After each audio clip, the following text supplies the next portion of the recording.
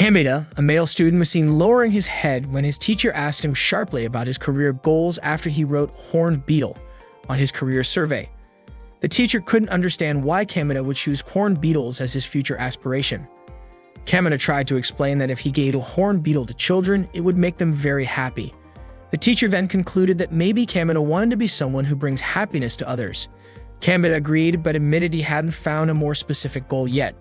The teacher then suggested that Kameda become a manga artist. She said he could create a manga about horned beetles. According to the teacher, boys like kabuto beetles, and the female character could be a honeybee captured by the antagonist, a grasshopper. So in the story, the horned beetle would be the hero who saves the heroine, the bee. The teacher continued to share more of her imaginative story while Kameda listened, gazing out the window. Later, Kameda's friend, Nanasaki Ikuo, was worried about Kameda after hearing he was called in to discuss his career survey. Nanasaki assumed Kameda must have written something foolish. Kameda denied it. While drinking a canned drink that Nanasaki gave him, Kameda said that after talking with her teacher, he realized he needed to think more seriously about his future career.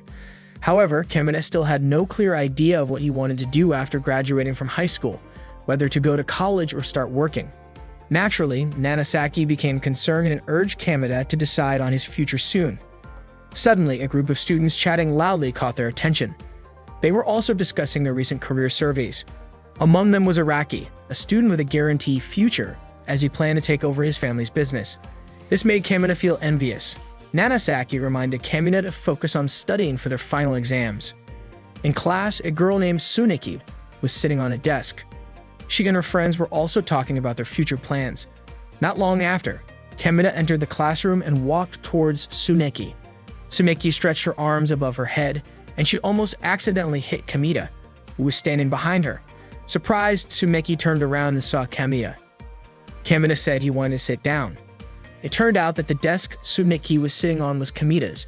Tsuneki apologized and moved away. She actually knew it was Kameda's desk, but she wanted to tease him. Kameda was shocked and blushed. Tsuneki remarked that Kameda's expression was too honest. Kameda could only sigh as he waited for them to leave. As he looked at his desk, Kameda noticed the faint warmth left from Tsuneki's sitting slowly disappearing. He stared at it intently. When he looked up, he realized another girl was watching him with a disdainful expression, as if she knew what he had just done. Naturally, Kameda was startled and quickly turned his face away, pretending he knew nothing. That night at home, Kameda and his older sister Tomo were playing a board game. Tomo lost the game and thought it was really strange. She stopped playing and got up, then asked Kameda how his final exams were going since their mom had scolded him during midterms for his poor grades. Kameda replied that he had started thinking about his future and for now, he wanted to try harder. Smiling, Tomo said she was ready to help Kameda if he needed it. The next day, Kameda was already in the cafeteria. He noticed how crowded it was and felt confused about where to sit. Then he saw Tsuneki using her VIP seat along with her friends. As Kameda was still deciding where to sit, Tsuneki suddenly waved at him. Tsuneki asked Kameda if it was true that he wanted to become a manga artist. One of Tsuneki's friends mentioned that Ms. Onagata, the teacher, had said Kameda would be perfect as a manga artist.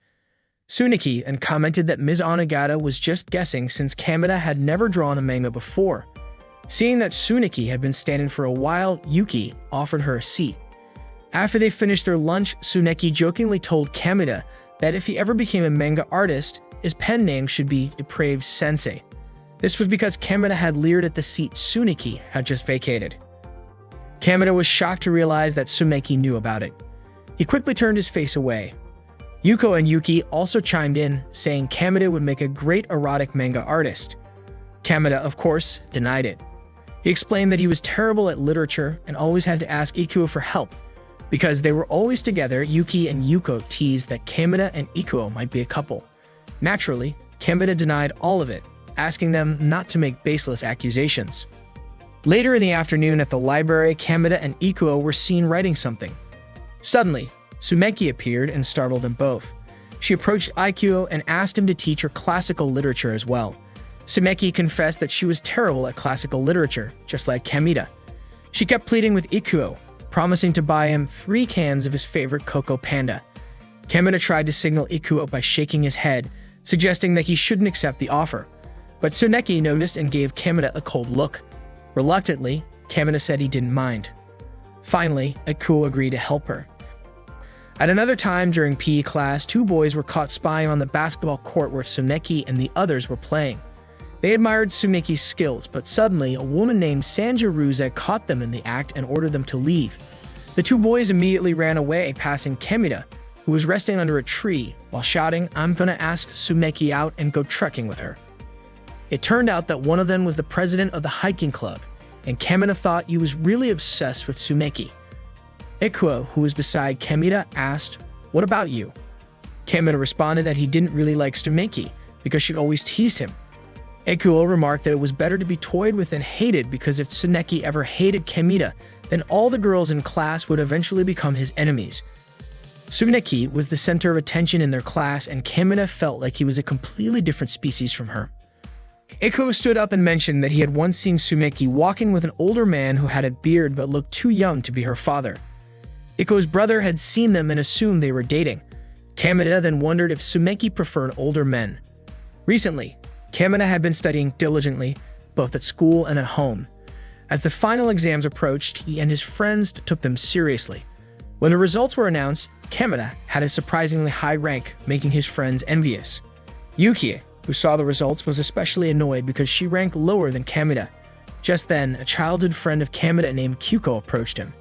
She commented that Kemida had become quite popular among the girls.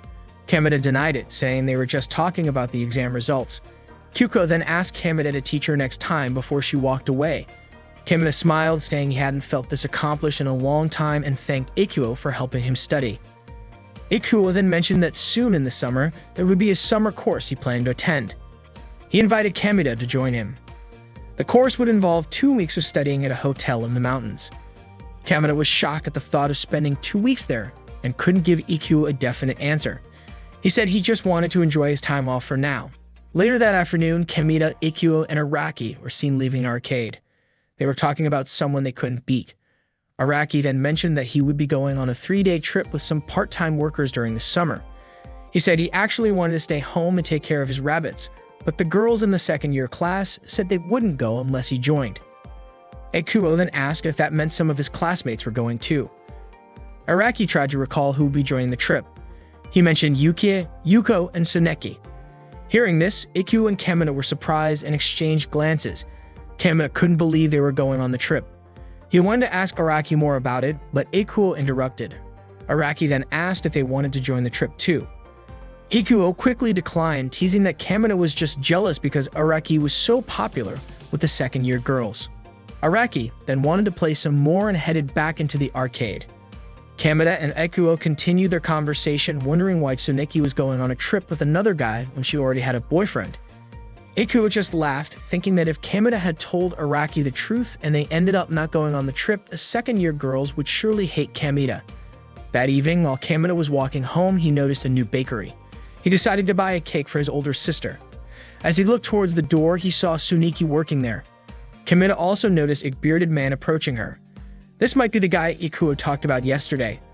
Seeing this, Kemida was impressed by Tsuneki, as she always seemed to be a few steps ahead of him.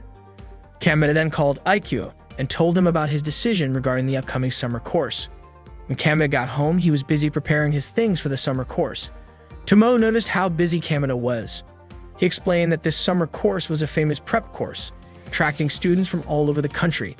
This made him a little nervous since he was only going with Ikuo. However, Tomo admired Kemida for being willing to spend his summer vacation studying. Tomo then gave him a pack of mushroom chocolates as a gift. Kemida was very grateful to her. The next day, Kemida took a bus to the hotel where the summer course would be held. At the hotel, some students were already there, amazed that the organizers had rented out an entire hotel for the event. The hotel even had a swimming pool. Upon arriving at the hotel, Kemida was so enthusiastic and excited. Then, by chance, when Kemida looked to the other side of the hotel, his eyes focused on a girl wearing a doTERRA. doTERRA is a type of Japanese clothing, but when he turned to tell Ikuo, the girl was no longer there. Ikuo then mentioned that there were stories about the ghost of an exam participant. Maybe the girl Kemida had just seen was that ghost. Kemida immediately panicked. Then an adult man made an announcement to all the participants to move to the conference room, where they would be given further instructions on how to use the facilities in the schedule. The participants walked towards the conference room. However, one participant was seen trying to leave the room. Unexpectedly, the adult man grabbed the participant's shoulder and dragged him back into the room. Kamita and Ikuo, seeing this, realized that some people had been forced to come here as well. That night, Kamita was curled up in the corner, feeling down because he was in last place for the placement test. He then asked Ikuo about his results. Ikuo was at the top. Kamita was frustrated and felt inferior because he had thought he was on par with everyone else, considering they were all high school students. Since it was late, Kamita then went to his room to sleep. In the room, Kamita continued to beat himself up. He thought that maybe he shouldn't have come here. If he had decided to go to the beach with Tsuneki and the others, they might have become closer. Kamita then fantasized about being at the beach, being fed by Tsuneki, who was wearing a swimsuit. Kamita then slapped his own face, reasserting his determination to study there. With newfound resolve, he opened the window and shouted that he wouldn't give up. Then suddenly, a hand reached out, grabbing the bottom of the window as if trying to hold on and enter the room. Kamita was startled and backed away. From the window, someone began to peek inside. Terrified, Kamita remembered the ghost story Ikuo had mentioned earlier that day. The person then struggled to enter Kamita's room. She crawled towards Kamita, saying she was cold, and asked Kamita to help her. The woman tried to reach for Kamita, who looked very scared in the middle of the room. All Kamita could do was scream. The woman continued moving closer to Kamita. He was still confused and scared. Then, unexpectedly, the woman only grabbed a towel and asked if she could use it. After she raised her head and looked at Kamita, it turned out that she was Tsuneki. Both of them stood there, frozen, staring at each other. The atmosphere soon returned to normal as Tsuneki started drying her wet hair with Kamita's towel. Kamita, still uncertain, asked if she was really Tsuneki and not a ghost.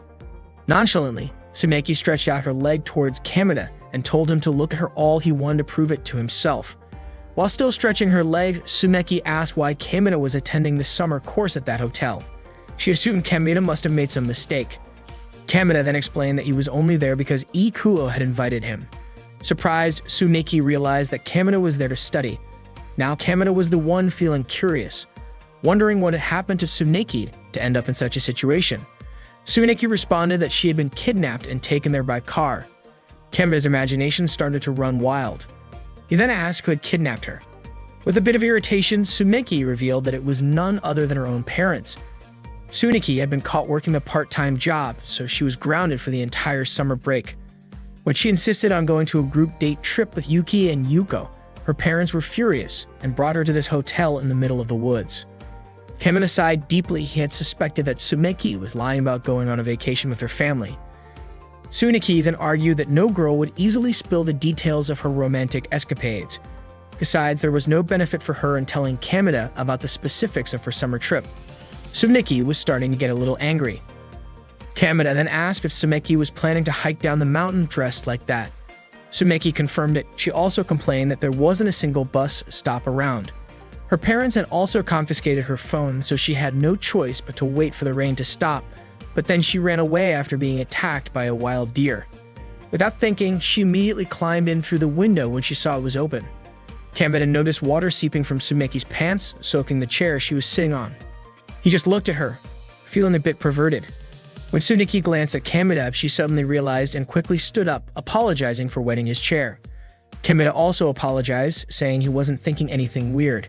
They both stared at each other in awkward silence until, suddenly, Tsuneki sneezed. Kamita quickly handed her a tissue, suggesting she change her clothes before she caught a cold. Tsuneki thanked Kamita, but unexpectedly, all the clothes she had brought in her bag were also wet. As Tsuneki checked the contents of her bag, Kamita secretly tried to sneak a glance at her chest. He was startled when Tsuneki caught him. In the sudden movement, Kamita twisted his back and winced in pain. He realized it was karma. Since all of Tsuneki's clothes were wet, Kamita had the idea to borrow clothes from the other girls there. Tsuneki then reminded him that if it was late at night and a guy came asking to borrow a girl's clothes, the girl would undoubtedly be terrified. Kamita was left feeling confused. Tsuneki noticed a set of PD clothes piled on the table. She began using her hands to measure Kamita's body and her own, coming to the conclusion that their body sizes were almost the same. She then asked Kamita if she could borrow his PE clothes. Kamita felt awkward, knowing that his PE clothes were still sweaty. But without hesitation, Tsuneki sniffed the clothes and said they didn't smell that bad. Kamita's face turned red. It was the first time a girl had ever sniffed his clothes. He reluctantly allowed Tsuneki to take the clothes.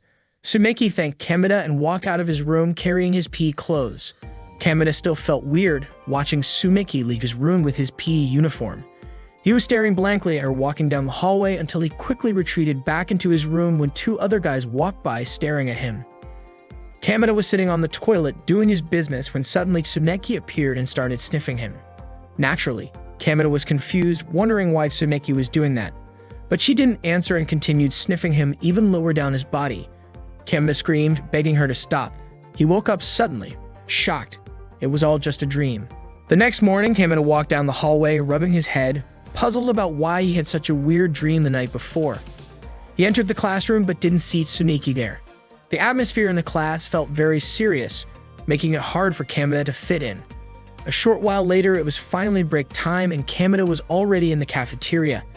He had finished eating and told Ikuo that he hadn't slept well last night, explaining what happened. Ikuo was shocked, surprised to hear that Tsuneki had also come to that place. But Kameda was confused to learn that Tsuneki wasn't in Ikuo's class either. Not long after, Sumeki appeared near them and greeted them.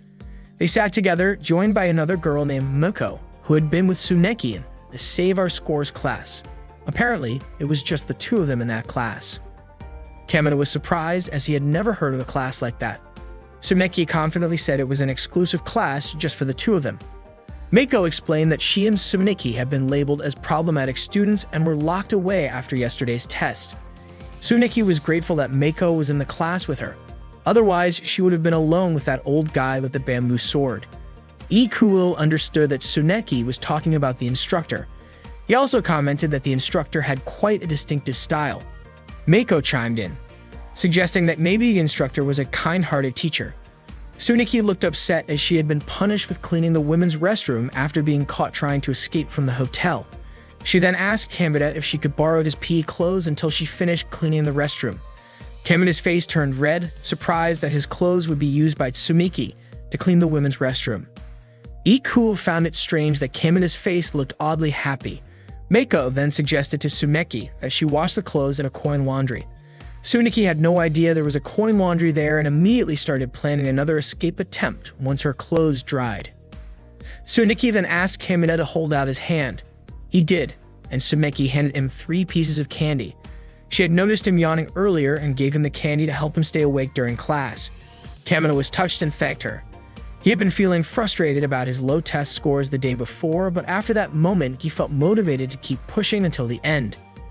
Kameda thought to himself that when the second semester started, he might not be able to have these kinds of conversations with Tsuneki anymore. Later in the Save Our Scores class, Tsuneki and Mako were seen working on problems at the chalkboard under the strict supervision of their grumpy instructor. They studied in the classroom until dusk, after which Tsuneki cleaned the women's restroom by herself. She even got scolded by the instructor for trying to escape earlier. Afterwards, Tsuneki met up with Mako. Seeing how exhausted Tsuneki looked, Mako suggested they take a bath and head to bed early. Tsuneki agreed, but before that, she asked Mako to help her learn how to use the coin laundry. Tsuneki admitted that she had never washed her own clothes at home, as her mom had always done it for her. This was her first time doing laundry on her own, and she thanked Mako for helping her. Mako, on the other hand, felt a bit jealous of Tsuneki, saying that one day she also wanted to do laundry for her boyfriend. Mako had heard rumors that Kameda and Tsumeki were dating.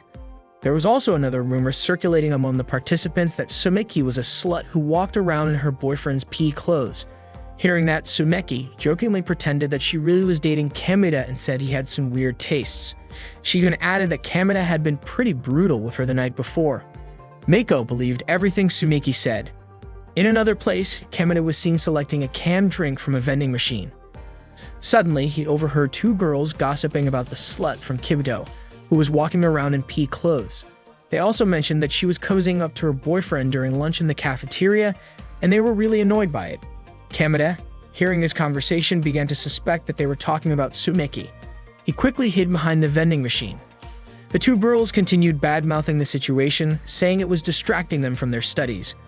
One of them even claimed to have seen her coming out of her boyfriend's room soaking wet last night, as if she was showing off after fooling around in his room. The 2 girls kept talking about it while putting coins into the vending machine. Kameda, who couldn't take it anymore, stepped out of his hiding spot. Of course, the 2 girls were shocked and suspicious, thinking that Kameda had been doing something indecent at the vending machine. Kameda then explained that the person they were talking about had actually been chased by a deer and brought to that place against her will. Naturally, the two girls didn't believe him and were confused by his words. Kameda tried again to clarify, saying that he had no kind of romantic relationship with Tsuneki. He had only lent her his PE clothes because she didn't have any spare clothes. Suddenly, Tsuneki appeared in front of them. Still acting strange, she pretended to be a slut and Kameda's girlfriend. With an overly sweet tone, Tsuneki handed back the PE clothes she had borrowed from Kameda.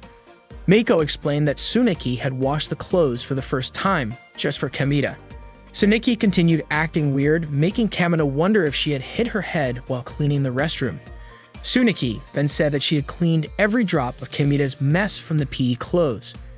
Seeing this, the two girls became even more suspicious, assuming that Kameda and Tsuneki had done something inappropriate the night before. Kameda tried to explain the truth and clarify what had really happened, but the girls still didn't believe him and walked away. However, they had forgotten the drinks they ordered from the vending machine. Kameda grabbed them and handed the drinks back to the girls, who became embarrassed and thanked him. Once the girls were out of sight, Kameda approached Tsuneki and asked what had just happened. Tsuneki replied that nothing had happened to her. Kameda then explained that he had tried to clear up the misunderstanding the two girls were talking about. Hearing Kameda's explanation, Meiko finally understood that Tsuneki had just been acting and wasn't really like the rumors had said. Suddenly, Tsuneki grabbed Kameda's hand and told Meiko they'd see each other later. She pulled Kameda along until they reached a room. Tsuneki then handed over the PE clothes she had borrowed. As Kameda took them, he noticed they were still warm, as if they had just been taken off Tsumeki's body. He thanked her for washing them. Kameda also felt confused as to why they had to hide in that room. Tsuneki explained that she didn't want any more strange rumors to spread. Kameda mentioned the rumor about them doing inappropriate things in a room together, which made Tsuneki furious. She said everyone was probably just stressed from too much studying. Tsuneki apologized, admitting she might have gone too far in playing with Meiko's misunderstanding, causing Kameda to end up in trouble because of her. Kameda then asked if it was true that Tsuneki had just washed clothes for the first time. Tsuneki confirmed it. Kameda continued, asking if Tsuneki rarely did housework. Tsuneki said that sometimes she made midnight snacks. Kameda then shared that his older sister occasionally made midnight snacks for him too. Tsuneki said she was pretty confident in her cooking skills. Kameda just smiled at this, which made Tsuneki mad. She wanted to prove her skills. Tsuneki decided to make a midnight snack for Kameda that very night.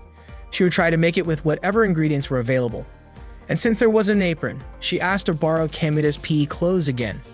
She said it would be dangerous if hot oil splattered on the clothes she was currently wearing. Blushing, Kameda said he'd like to invite Ikuo as well.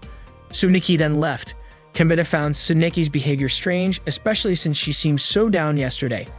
Maybe, no matter the situation, Tsuneki could always enjoy herself.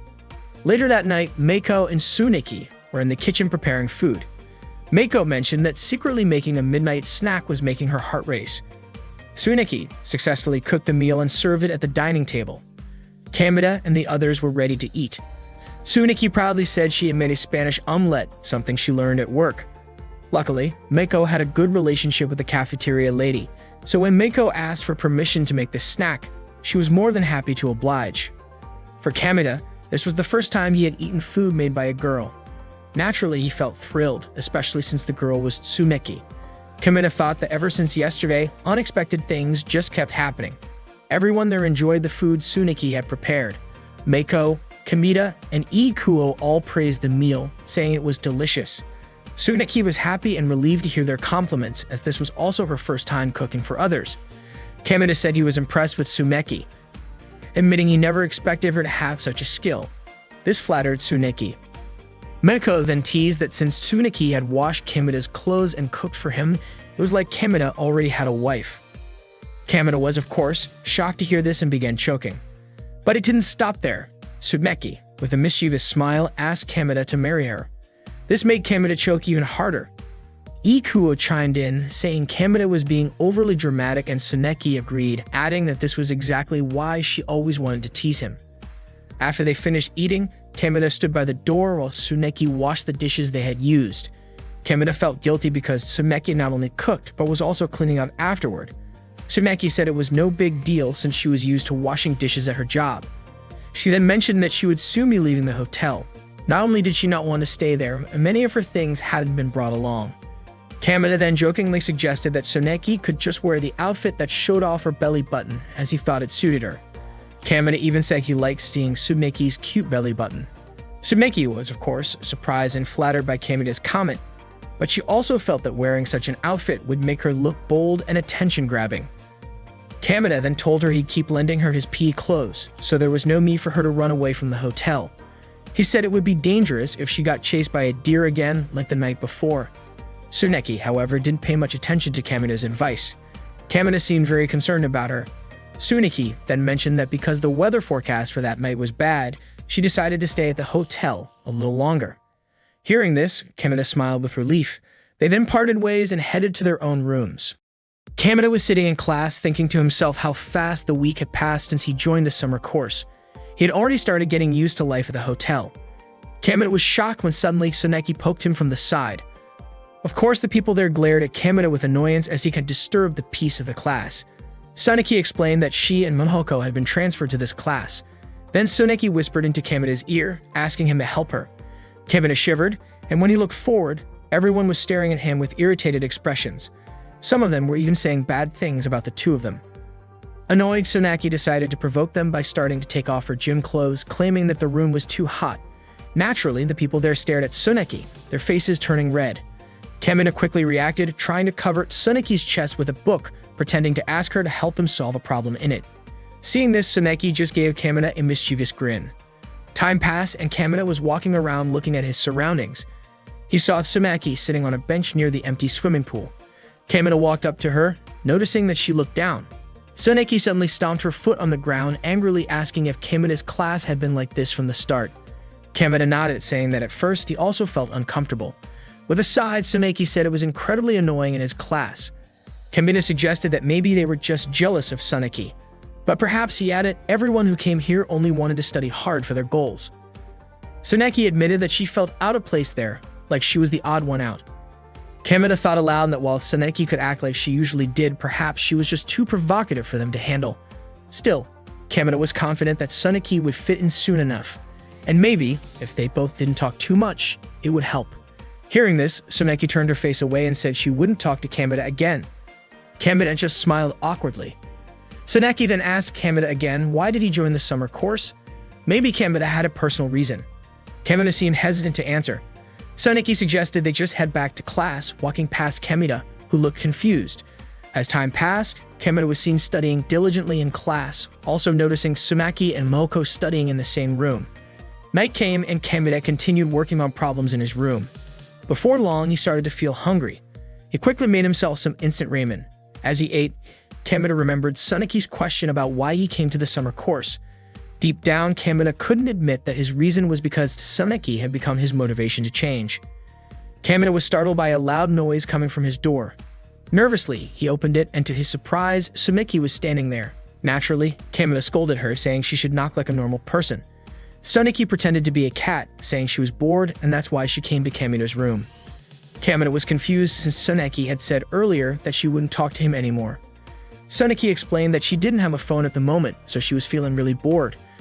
As she slipped into the room, she mentioned that if she didn't talk to someone now, she wouldn't be able to shake off the stress from earlier. Once inside Kamina's room, Tsuneki's eyes locked onto a bowl of ramen. Kamina explained that he had just been taking a break, eating some ramen. When Tsuneki saw the packaging, it was Odin ramen, and she asked if it was good. Kamina nodded. Tsuneki then said she wanted to try it. Kamina told her it was the only ramen he had left. Tsuneki teased Kamina, saying that's probably why he didn't have a girlfriend, because he should always have extra of everything. Kamina apologized and with a playful idea in mind said that if Tsuneki really wanted to try the ramen, she could drink the leftover broth from what he had already eaten. Kamina thought to himself that there was no way Tsuneki would do that. To his surprise, Tsuneki took the bowl from his hands and drank the leftover broth. Kamina was stunned, staring at her in disbelief. Not only that, but Tsuneki even commented on how strong the kelp and bonito flavors were. She then thanked Kamina. All Kamina could do was silently watch Tsuneki, completely shocked by what had just happened. Kamina then said that he wanted to continue studying. Tsuneki put down the ramen bowl and stood next to Kamina to watch him work on his problems. Of course, Kamina felt uncomfortable and couldn't focus. He then asked why Tsuneki didn't go to Moko's room instead. Sunaki replied that Moko's door was open and the room was very dark, so it seemed like she was already asleep. Kamita thought that Moko might not be cautious enough, while Sunaki suggested that maybe she couldn't handle the air conditioning, so she left the door open to sleep better. Sunaki then teased Kamita, saying she wanted to sneak into Moko's room with him. Naturally, Kamita was shocked and his face turned red. Sunaki just laughed. Kamita sarcastically commented that while everyone else was studying, Sunaki was just messing around. Sunaki shrugged it off, saying she didn't compare herself to others. Kamita replied that in that case, he was going to continue studying. Sunaki grabbed Kamita's book and said she would study too. She lay down on Kamita's bed while reading, making Kamita's face flush even more as he watched her on his bed. He couldn't believe there was a girl in his room. Trying to shift his focus, Kamita played with his pen and attempted to concentrate on studying. However, he accidentally dropped his pen near the bed, forcing him to reach for it. His mind wandered when he saw Sunaki lying on his bed up close.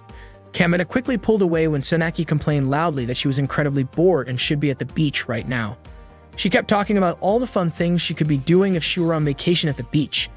Kamita just listened silently.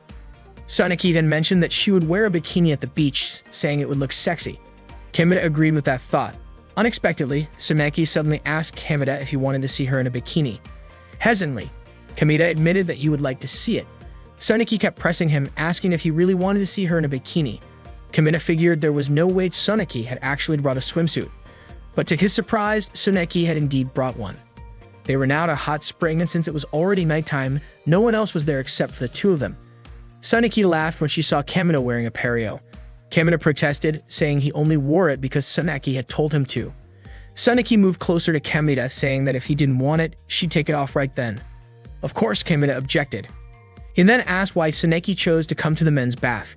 Kamita thought she didn't mean to go to the hot spring just to show off her swimsuit. Sunaki explained that she didn't want to get bitten by mosquitoes in weird places.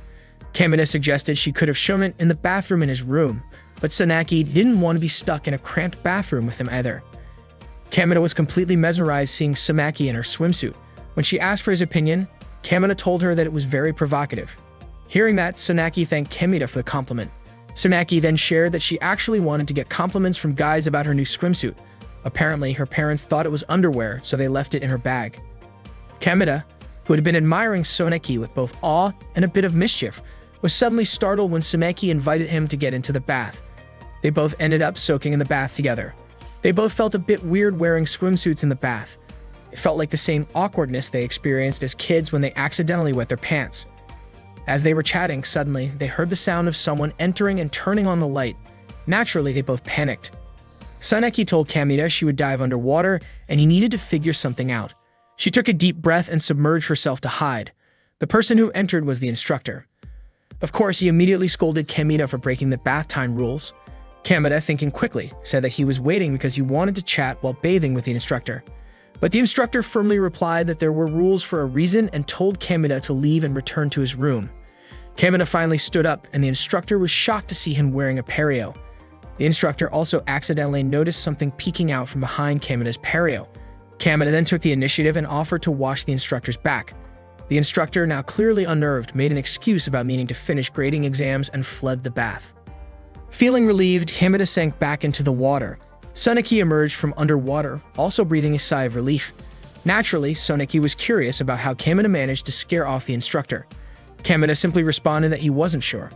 Sunaki complimented Kamita, saying he was a pretty cool guy. Kamita just smiled slightly, but then he was startled by the sound of someone falling into the water. It was Sunaki, who had fainted. Long story short, Kamita was now escorting Sunaki to her room. Sunaki explained that she just felt a bit dizzy in the bath. Kamita mentioned that it was the first time he had seen someone faint right in front of him, so he couldn't help but worry about her. Sunaki, however, was suspicious, thinking Kamita just wanted to see her room. Sunaki then offered to let Kamita come inside. Kamita hesitated, saying he wasn't interested in seeing her room. Sunaki opened the door and turned on the light, but to their surprise, they saw some underwear hanging up. Sunaki quickly turned the light off again. Kamita instinctively turned around and said he'd better head back to his room, assuring her that he didn't see or smell anything. Embarrassed, Sunaki suggested they go outside for some fresh air instead. They left the hotel and sat by the edge of the dry swimming pool. Sunaki admitted that maybe she went a little overboard today. Suddenly, Sunaki got scared, pointing in a direction. Kamita looked and saw a deer. Suneki was afraid the deer would chase her again. Kamina tried to calm her down, pointing out that there was a fence. He even threw a ball toward the deer, causing it to leave. Kamina explained that deer are nocturnal, so it was probably there looking for food. Suneki then walked up to Kamina and said that she felt like she had learned a lot about Kamina during the summer course. However, Kamina replied that he still couldn't fully understand Suneki. Kamina then asked, "Is it that easy for a girl to lie?" Suneki was still confused by the question. Kamina went on to explain that Suneki had lied to him by saying she was going on a family trip, when in reality, she had planned to go on a blind date. Suneki defended herself, saying that it wasn't a lie because maybe she would go on family trips when she has a family in the future. Kamina just sighed.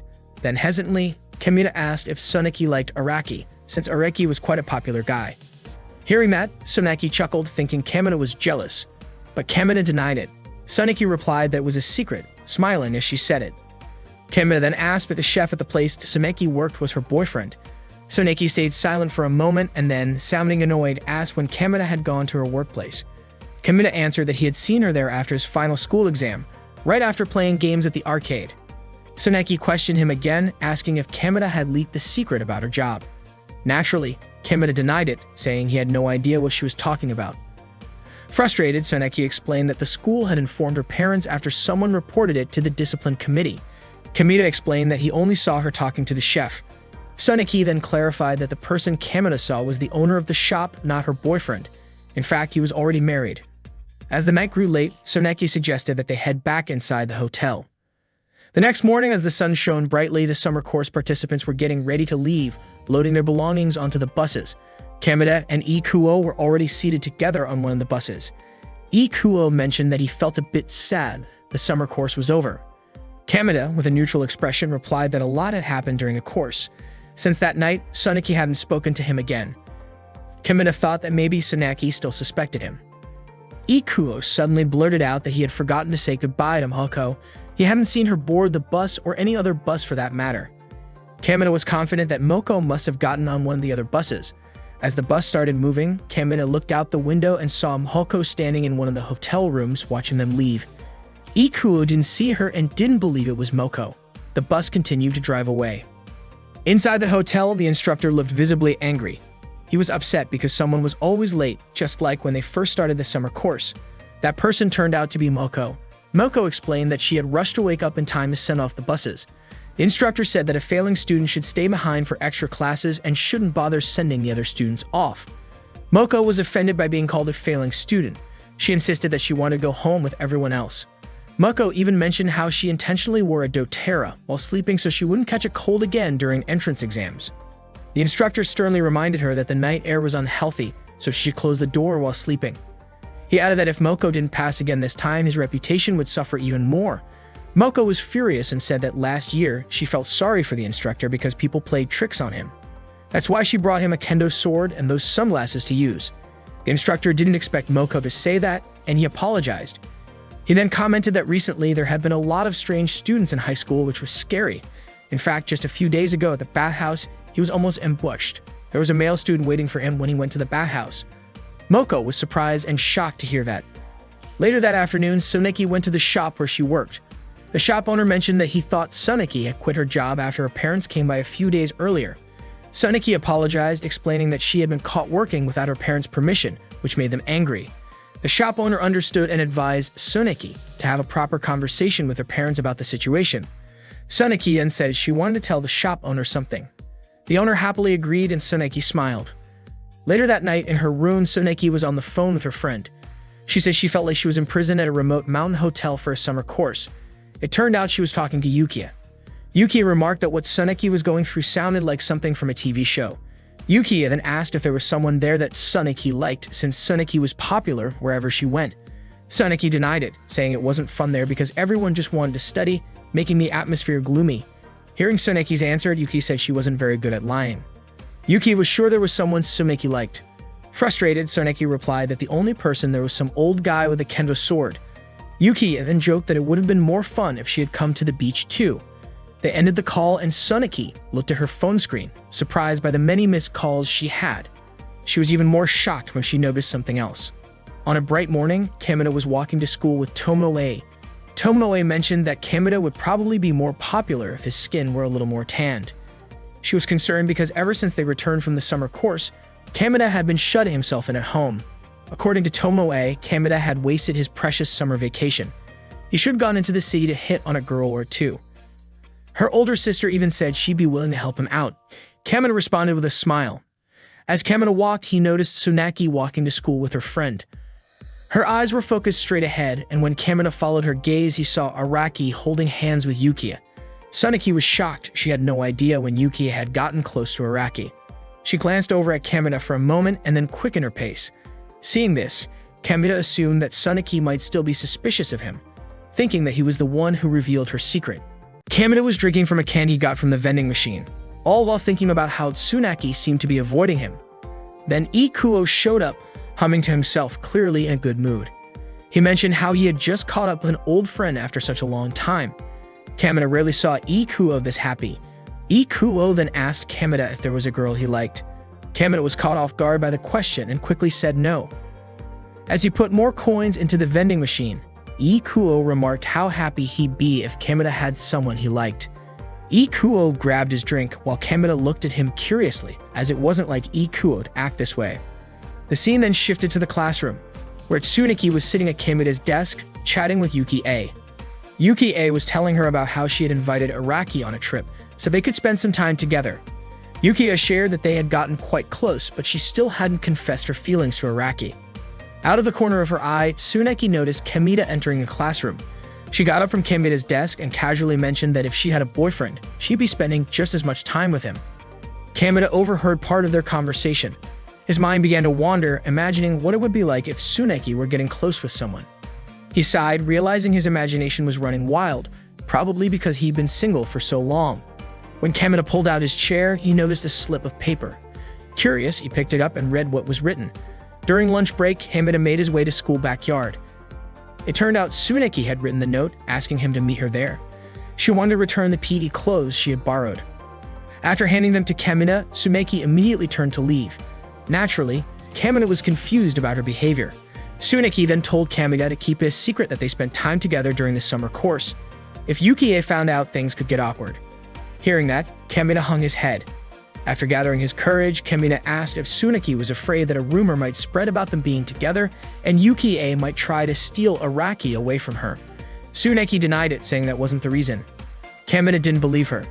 If it wasn't true, then why not return the PE clothes in class? Kameda also pointed out that Tsunaki had been acting strange ever since they left the hotel pool that time. Blushing and a bit frustrated, Tsunaki replied that she had her reasons. Kameda, now getting emotional himself, asked if Tsunaki was really embarrassed to be seen with him. Tsunaki explained that while talking with Yuki-A about the summer course, Yuki-A asked if Tsunaki had met a nice guy there. Tsunaki thought Yuki-A had a sharp intuition, so she only told her that there were a lot of deer around. Kameda suggested that Tsunaki should have been more upfront like she usually was. Tsunaki responded that she didn't want to make anyone suspicious. She then grabbed the PE clothes back from Kameda's hands, saying that if he didn't want them, she wouldn't give them to him. Annoyed, Kameda shot back, saying he wouldn't take them until Tsunaki explained what was really going on. The two of them remained silent, neither willing to speak. In the midst of the quiet, someone suddenly apologized for interrupting them during what looked like a breakup. Instantly, both Tsunaki and Kameda exclaimed that they weren't breaking up. The person, who turned out to be a girl, was startled and apologized again. Kameda then also apologized for snapping at her. It turned out Kameda knew the girl. She was Kyuko's friend, Kameda's childhood friend. The girl introduced herself as Kamazaki Makoto, a member of the first-year discipline committee. She explained that she was on patrol because recently, many couples have been engaging in inappropriate behavior around the school grounds, especially school backyard and near the storage shed, which have become popular spots for couples. Makoto went on to explain that a lot of students had their first romantic experiences over the summer break, which made the discipline committee very busy once the second semester started. Kameda noticed that Makoto looked exhausted. She then shared how she had actually caught a couple in the rabbit enclosure earlier. However, what they were doing was so extreme that she just ran away without warning them. Makoto also mentioned that before summer break, their committee chair had received a report about a student working a part-time job. Tsunaki immediately reacted, asking if the job was at a Spanish bar. Makoto replied that she wasn't allowed to reveal any details. Tsunaki, however, pressed her, threatening to report Makoto to the chair for neglecting her duties. Feeling the pressure, Makoto admitted that she didn't know the full details but overheard something about a bar. Tsuneki then patted Makoto on the head, walked past her, and invited Kamina to join her. As they left, Makoto reminded them to keep the information she shared a secret, but it seemed like Tsuneki and Kamina weren't listening. At the rabbit enclosure, Araki was cornered by Yuki-e. Araki noticed that Tsuneki and Kamina had arrived. Tsuneki announced that she wanted to talk to Yuki-e. Innocently, Kamina asked what Araki was doing. Araki casually replied that he was playing rabbit with Yuki-e. Yuki-e then added that she was about to feed him a carrot mouth-to-mouth. She glanced at Kamina and Tsuneki and remarked that Tsuneki didn't seem to be picking up on the situation. Araki then said that he had finished cleaning and quickly made his exit. Yuki-e stepped out of the rabbit enclosure and locked it behind her. Tsuneki immediately confronted Yuki-e, asking why she had reported her to the discipline committee. Yuki-e realized she'd been caught. However, Tsuneki also admitted that it was her own fault for working in secret. She just wanted an explanation as to why Yuki-e reported her. Yuki-e confessed that she suspected Araki might be interested in Tsuneki and viewed her as competition. Tsuneki then asked when Yuki-e had found out about her job. Yuki-e explained that she had accidentally seen Tsuneki working while hanging out at a new pastry shop in the next town. Scratching her head, Tsuneki admitted that when she first started the job, that shop hadn't even opened yet, so that's how she got caught. Yuki-e also mentioned that she knew Tsuneki's household had very strict rules, so she reported her to prevent Tsuneki from going on the beach trip with them. During a phone call, Tsuneki mentioned that she had been kidnapped and taken to a hotel in the mountains. Hearing that, Yuki-e couldn't stop laughing. However, it turned out Tsuneki wasn't angry about it at all. She knew that Yuki-e did all of that just to get closer to someone she liked. Tsuneki also said that no one could be a girl in love. Seeing it all, Kamina just stayed quiet and smiled. Tsuneki even encouraged Yuki-e, telling her to go after what she wanted, because those who are bold for love will always win. Both of them smiled and accepted what had happened. Tsuneki explained that she had brought Kamina there too because she had suspected him at first, so Tsuneki wanted Kamina to know the whole truth. Yuki-e then apologized to Kamina for making him seem suspicious of Tsuneki and for making him feel uncomfortable. Kamina said it was fine since he was happy too if Araki ended up getting a human girlfriend. Yuki-e was shocked and confused by his words. Kamina then corrected himself, saying he meant a real girlfriend with an actual body. Tsuneki added that she would support Yuki-e and Araki as well. Yuki-e thanked them both. Later in the afternoon, Tsuneki was at a diner with Kamina, where she had prepared a delicious-looking meal for him. Tsuneki explained that it was her way of apologizing for suspecting Kamina. After tasting it, Kamina was delighted, saying the food was amazing. He then asked when Tsuneki started to suspect Yuki-e. Tsuneki answered that she became suspicious because of Yuki-e's phone. Yuki-e was the only one who didn't call her. Tsuneki had canceled their plans on the day of the event, but Yuki-e didn't reach out, which meant she already knew that Tsuneki wouldn't be there. Plus, Yuki-e had sharp instincts, so if Tsuneki suddenly got close to Kamina, she would definitely figure out they were together during the summer course. Kamina felt relieved, realizing that's why Tsuneki had been distant with him. Kamina also said that Tsuneki was really kind for not wanting to involve him in the situation. Hearing Kamina's compliment made Tsuneki's face turn red and she became flustered. Tsuneki then mentioned how her friends had gone to the beach and came back all grown up. It seemed like Tsuneki was the only one who got left behind. Tsuneki handed back the sports uniform she had borrowed, mentioning that a lot had happened during the summer course. Kamina then reached out his hand and held Tsuneki's. He suggested that they should go to the beach together now. He said that they could grow up too. Tsuneki blushed, completely taken aback by Kamina's words. When they finally arrived at the beach, Tsuneki mentioned how long it had been since she had smelled the ocean air. Tsuneki noticed a dog playing frisbee, and she said she wished she could play with a big dog like that since her parents weren't very fond of animals, even though she loved them. Kamina then showed her a small ball and invited her to play catch with him. Tsuneki recognized the ball that Kamina was showing her. It was the same ball he had thrown to scare off a deer when they were at the hotel pool. Kamina admitted that he had gone to the pool a few times, hoping he might run into Tsuneki again. He had picked up the ball from there during one of those visits. Hearing this, Tsuneki apologized. Kamina reassured her that it was okay because he was the one who had hoped for it. When Kamina was distracted, Tsuneki grabbed the ball from his hands and ran off. She then threw the ball toward Kamina. He was ready to catch it, but a strong gust of wind sent the ball off course and into the sea. Seeing this, Kamina quickly rushed into the water to retrieve it. Tsuneki said that he shouldn't have gone through the trouble of getting it. While holding the ball, Kamina replied that since Tsuneki didn't get the chance to set off fireworks or have a barbecue, They might as well continue playing catch on the beach. However, as he was coming back, Kamina accidentally slipped and fell into the water. Concerned, Tsuneki hurried over to him. Kamina assured her that he was fine, which made her laugh, and Kamina joined in. Tsuneki then thanked him and offered her hand to help him stand up. But instead of getting up, Kamina fell again, pulling Tsuneki into the water with him. Both of them started coughing from swallowing some seawater. Tsuneki complained about her clothes getting soaked. Kamina apologized, saying that it was his fault that she got wet too. When Kamina looked at her, he was shocked and his face turned red.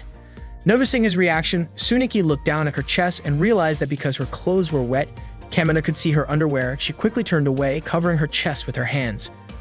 At first, Tsuneki seemed irritated, but then she smiled and said the whole situation reminded her of the time they were at the hotel bathhouse. Tsuneki shared that lately she had gotten into the habit of bathing while wearing her school uniform. Kamina thought it was a strange thing to do, but Tsuneki defended herself by saying that it felt good. She even told Kamina to try it before making any comments. Kamina said that wearing his own uniform probably wouldn't be much fun. Tsuneki understood and suggested that he should try wearing his older sister's uniform instead. Kamina agreed that it was an interesting idea. Tsuneki teased Kamina, saying that he would really bask in depravity if he took a bath in his sister's uniform. Kamina's face immediately showed a perverted expression as he imagined it. Tsuneki quickly told him not to take it too seriously, explaining that she was only joking. Kamina, realizing it was just a joke, turned to look at her. Reflexively, Tsuneki covered her chest with her hands and called Kamina a pervert. Slightly annoyed, Kamina shot back, saying that Tsuneki was the real pervert. Offended, Tsuneki retorted that she didn't deserve such a label from someone who always looked at her in a lecherous way. Tsuneki walked over to Kamina and playfully pushed him into the water. She leaned over him, her body half pressing against his as he lay in the water. Tsuneki teased him, saying she could tell that Kamina was excited. Kamina quickly denied it, but then Tsuneki surprised him by saying that she herself was feeling excited at that moment. She added that Kamina looked really cool when they were in the school's backyard. Naturally, Kamina was shocked to hear this. He tried to brush it off, saying he couldn't hear her properly because his ears were full of sand. Tsuneki offered to clean them for him, gently placing her fingers over his ears. She gazed at Kamina with a tender, almost affectionate look. The atmosphere between them grew quiet and intense. With a soft smile, Tsuneki called him Beka, idiot, and slowly leaned her face toward his. They shared a kiss in the water. Kamina was still confused about what had just happened, his mouth and ears now sealed. The two stayed like that, locked in the moment for a while. The night finally came, and as Kamina stood leaning against a small hut by the beach, he touched his lips, still thinking about what had just happened. He decided it was time to confess his feelings. Tsuneki came out of the hut, stretching her arms. She mentioned how earlier she was a bit nervous, thinking someone might show up. Kamina started walking towards Tsuneki with a strange look on his face. He said the stars looked especially beautiful tonight. Tsuneki glanced up at the sky and agreed. Kamina closed his eyes, took a deep breath, and tried to gather the courage to confess. But just as he was about to say something, Tsuneki was no longer in front of him. She had already walked toward the beach and casually mentioned that it was her first time. Kamina, surprised, asked, "First time for what?" Tsuneki continued, saying it was her first time spending a night away from home. She started realizing how much her parents cared for her. She admitted that without them, she wouldn't bother cleaning up or doing laundry. It was also the first time someone had eaten a meal she cooked. She confessed that she wasn't confident in her cooking skills, but when she saw Kamina eating her food so enthusiastically, it made her really happy. This gave her the motivation to improve her cooking skills and become more confident. Tsuneki expressed her desire to become a self-reliant woman with her own career. She asked the owner of a restaurant to refer her to a place where she could learn to cook while living there. Kamina asked if this meant she wasn't going to college.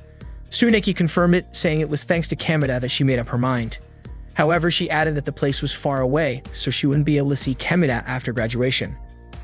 Kamina responded by reminding her that they still had a year before graduation. Tsuneki then explained that instead of having someone who made her happy, she preferred to make others happy with her cooking. And as for dating for a year, Tsuneki didn't want to do things halfway, so she suggested that their relationship remain just as it was. Kamina agreed, adding that he believed Tsuneki would make friends wherever she went and that she would undoubtedly succeed. Kamina then suggested that maybe Tsuneki could learn to cook in Kibito, but seeing Kamina's sad expression, Tsuneki tried to cheer him up by telling him how cute he looked. She smiled, and Kamina, unable to hold back his emotions, turned around and tried to hide his tears. He thought to himself that if only he were more mature and had everything in life, things might have been different. Stumeki then said that nowadays it's hard to find a place willing to train amateurs and pay them at the same time. Kamina tried to stay strong and suggested that they could just remain friends. Stumeki smiled and said Kamina would understand. In his heart, Kamina thought that just when they were getting closer, Tsuneki was pulling away.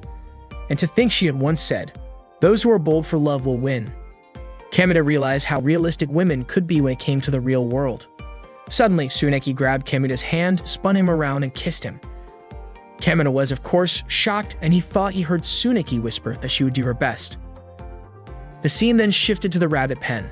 Yuki-A was angry because she had to play the role of a baby.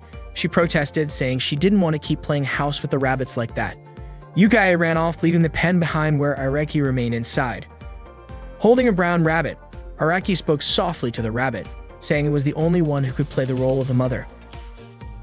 In the classroom, Kamina was sitting alone, lost in thought. In his mind, he said to himself that after breaking up with Araki, Yuki quickly made up with Tsuneki. Kamina wasn't sure if Araki's fetish had been exposed or not. He had exchanged email addresses with Tsuneki, but he hadn't received a single message from her. At another time, Ikuo was chatting with Kamina while he was studying. Ikuo was impressed because Kamina had also scored high on the second midterm exams. Ikuo seemed confused by Kamina's slightly strange behavior. While working on a math problem, Kamina silently admitted that he hadn't confessed his feelings to Tsuneki that night.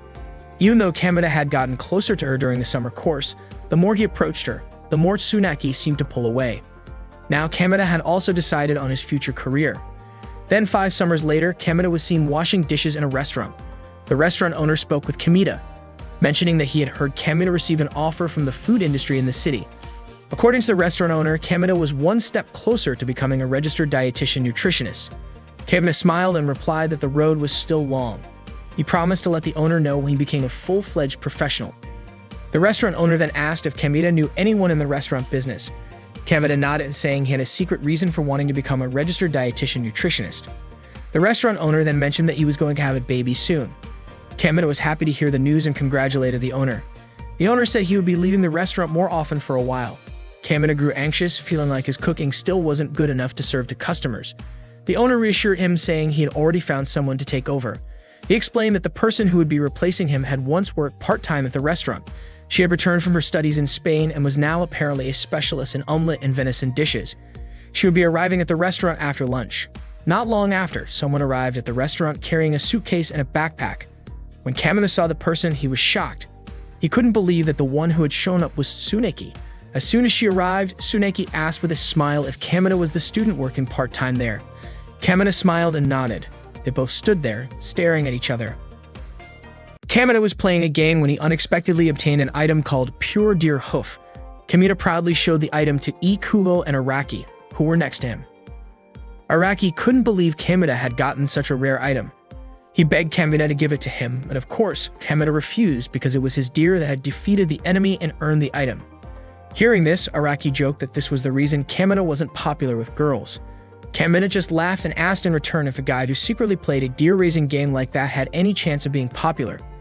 Ikuo then shared a story about how one day when Kamina was brushing his deer in class, the girls there looked at him in disgust.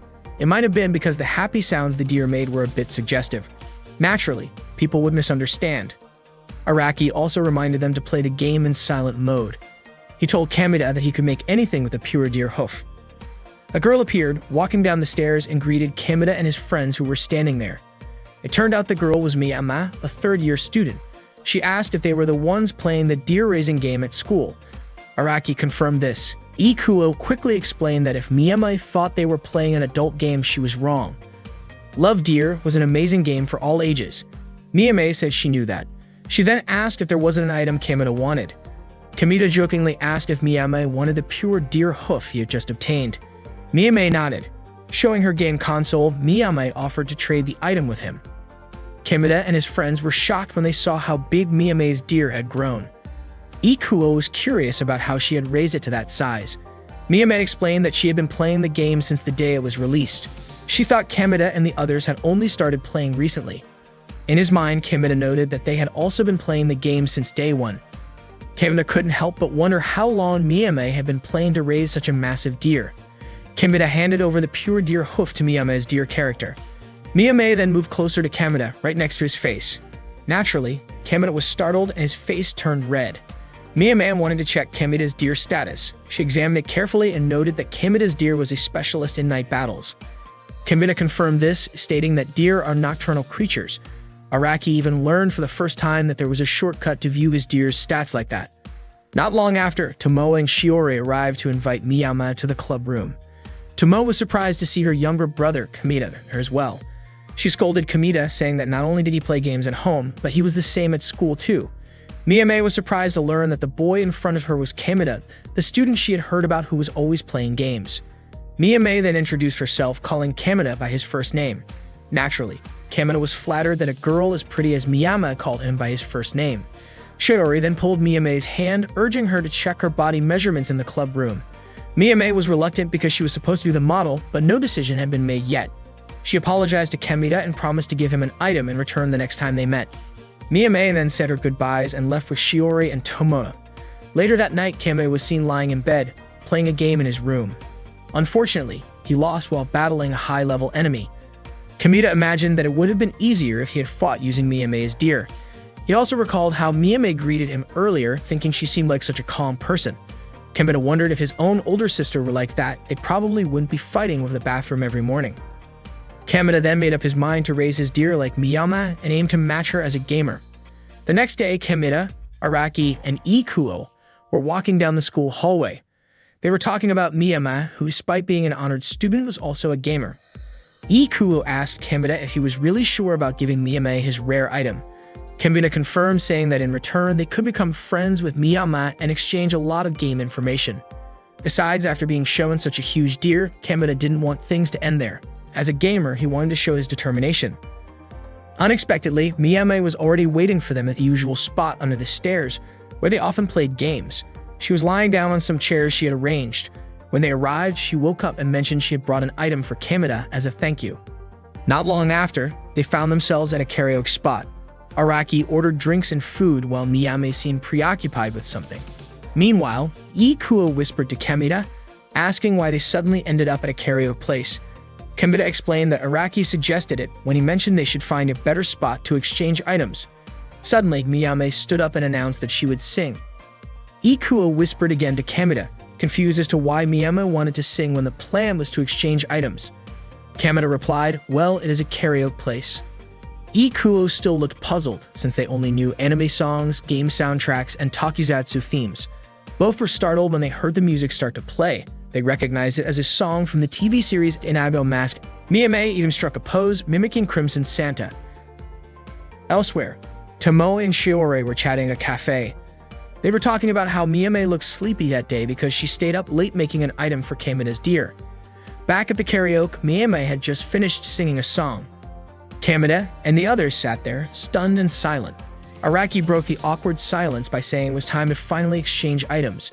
Miyame put down the microphone she had just used and walked over to sit down. However, to get to her seat, she had to pass by Kameda and Ikuo. As she passed in front of Kameda, he glanced at Miyame's chest with a slightly inappropriate gaze. Miyame sat next to Kameda, fanning her chest because she felt hot. With his face blushing, Kameda once again tried to steal a glance at Miyame's chest. As Kameda was eating pudding, Miyame asked if he liked a law mode pudding. Kameda replied that he did enjoy sweet things. Unexpectedly, Miyame seemed curious and asked if she could taste a bit of Kameda's pudding. Of course, Kameda and the others were shocked to hear that. If she did that, it would be an indirect kiss. Miyame, however, looked confused. Ikuo quickly grabbed an untouched pudding in front of him and offered it to Miyame instead. Miyame ate the pudding while the others watched. She felt it wouldn't be fun if she was the only one singing. But Kameda disagreed, saying that the song Miyame sang earlier was an anime song they all knew, so they sang along too. Miyame was relieved to hear that. Miyame had also made some equipment suited for Kameda's deer, which included night vision goggles and a bonus feature to track enemy locations. Kameda was, of course, thrilled because the item was a perfect fit for his deer. Araki then asked if Miyame liked multiplayer games. Araki knew this because night vision goggles would shine brightly in a duel. Miyame replied that most of the games she liked had multiplayer modes. Kameda chimed in saying he liked multiplayer games too. Miyame smiled awkwardly, admitting that most of the games she enjoyed were pretty strange. Araki then came up with the idea for them all to play Miryusa, a game that was about to be released. Ikuo knew it was the latest sequel of a popular game. Kameda also encouraged Miyame to play it with them. Miyame then mentioned that she had already pre-ordered the game. Later, Kameda went to a store. While there, he saw a chair for sale that he thought would be perfect for Miyama.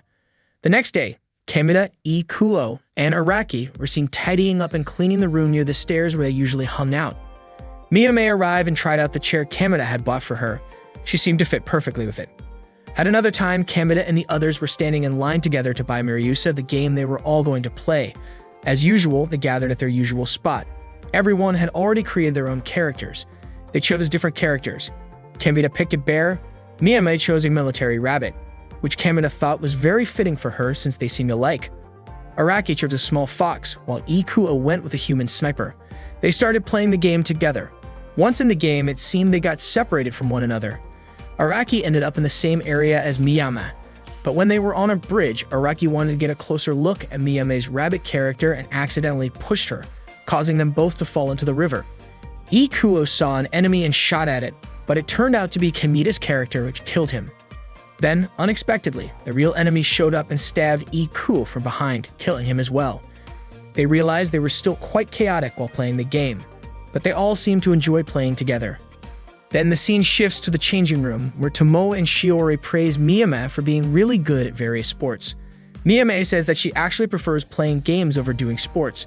She also shares that when she plays games with Kameda and the others, it feels nostalgic, reminding her of when she was in middle school.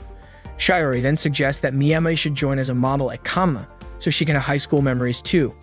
Miyame responds by mentioning that the game she's currently playing is Miryusa.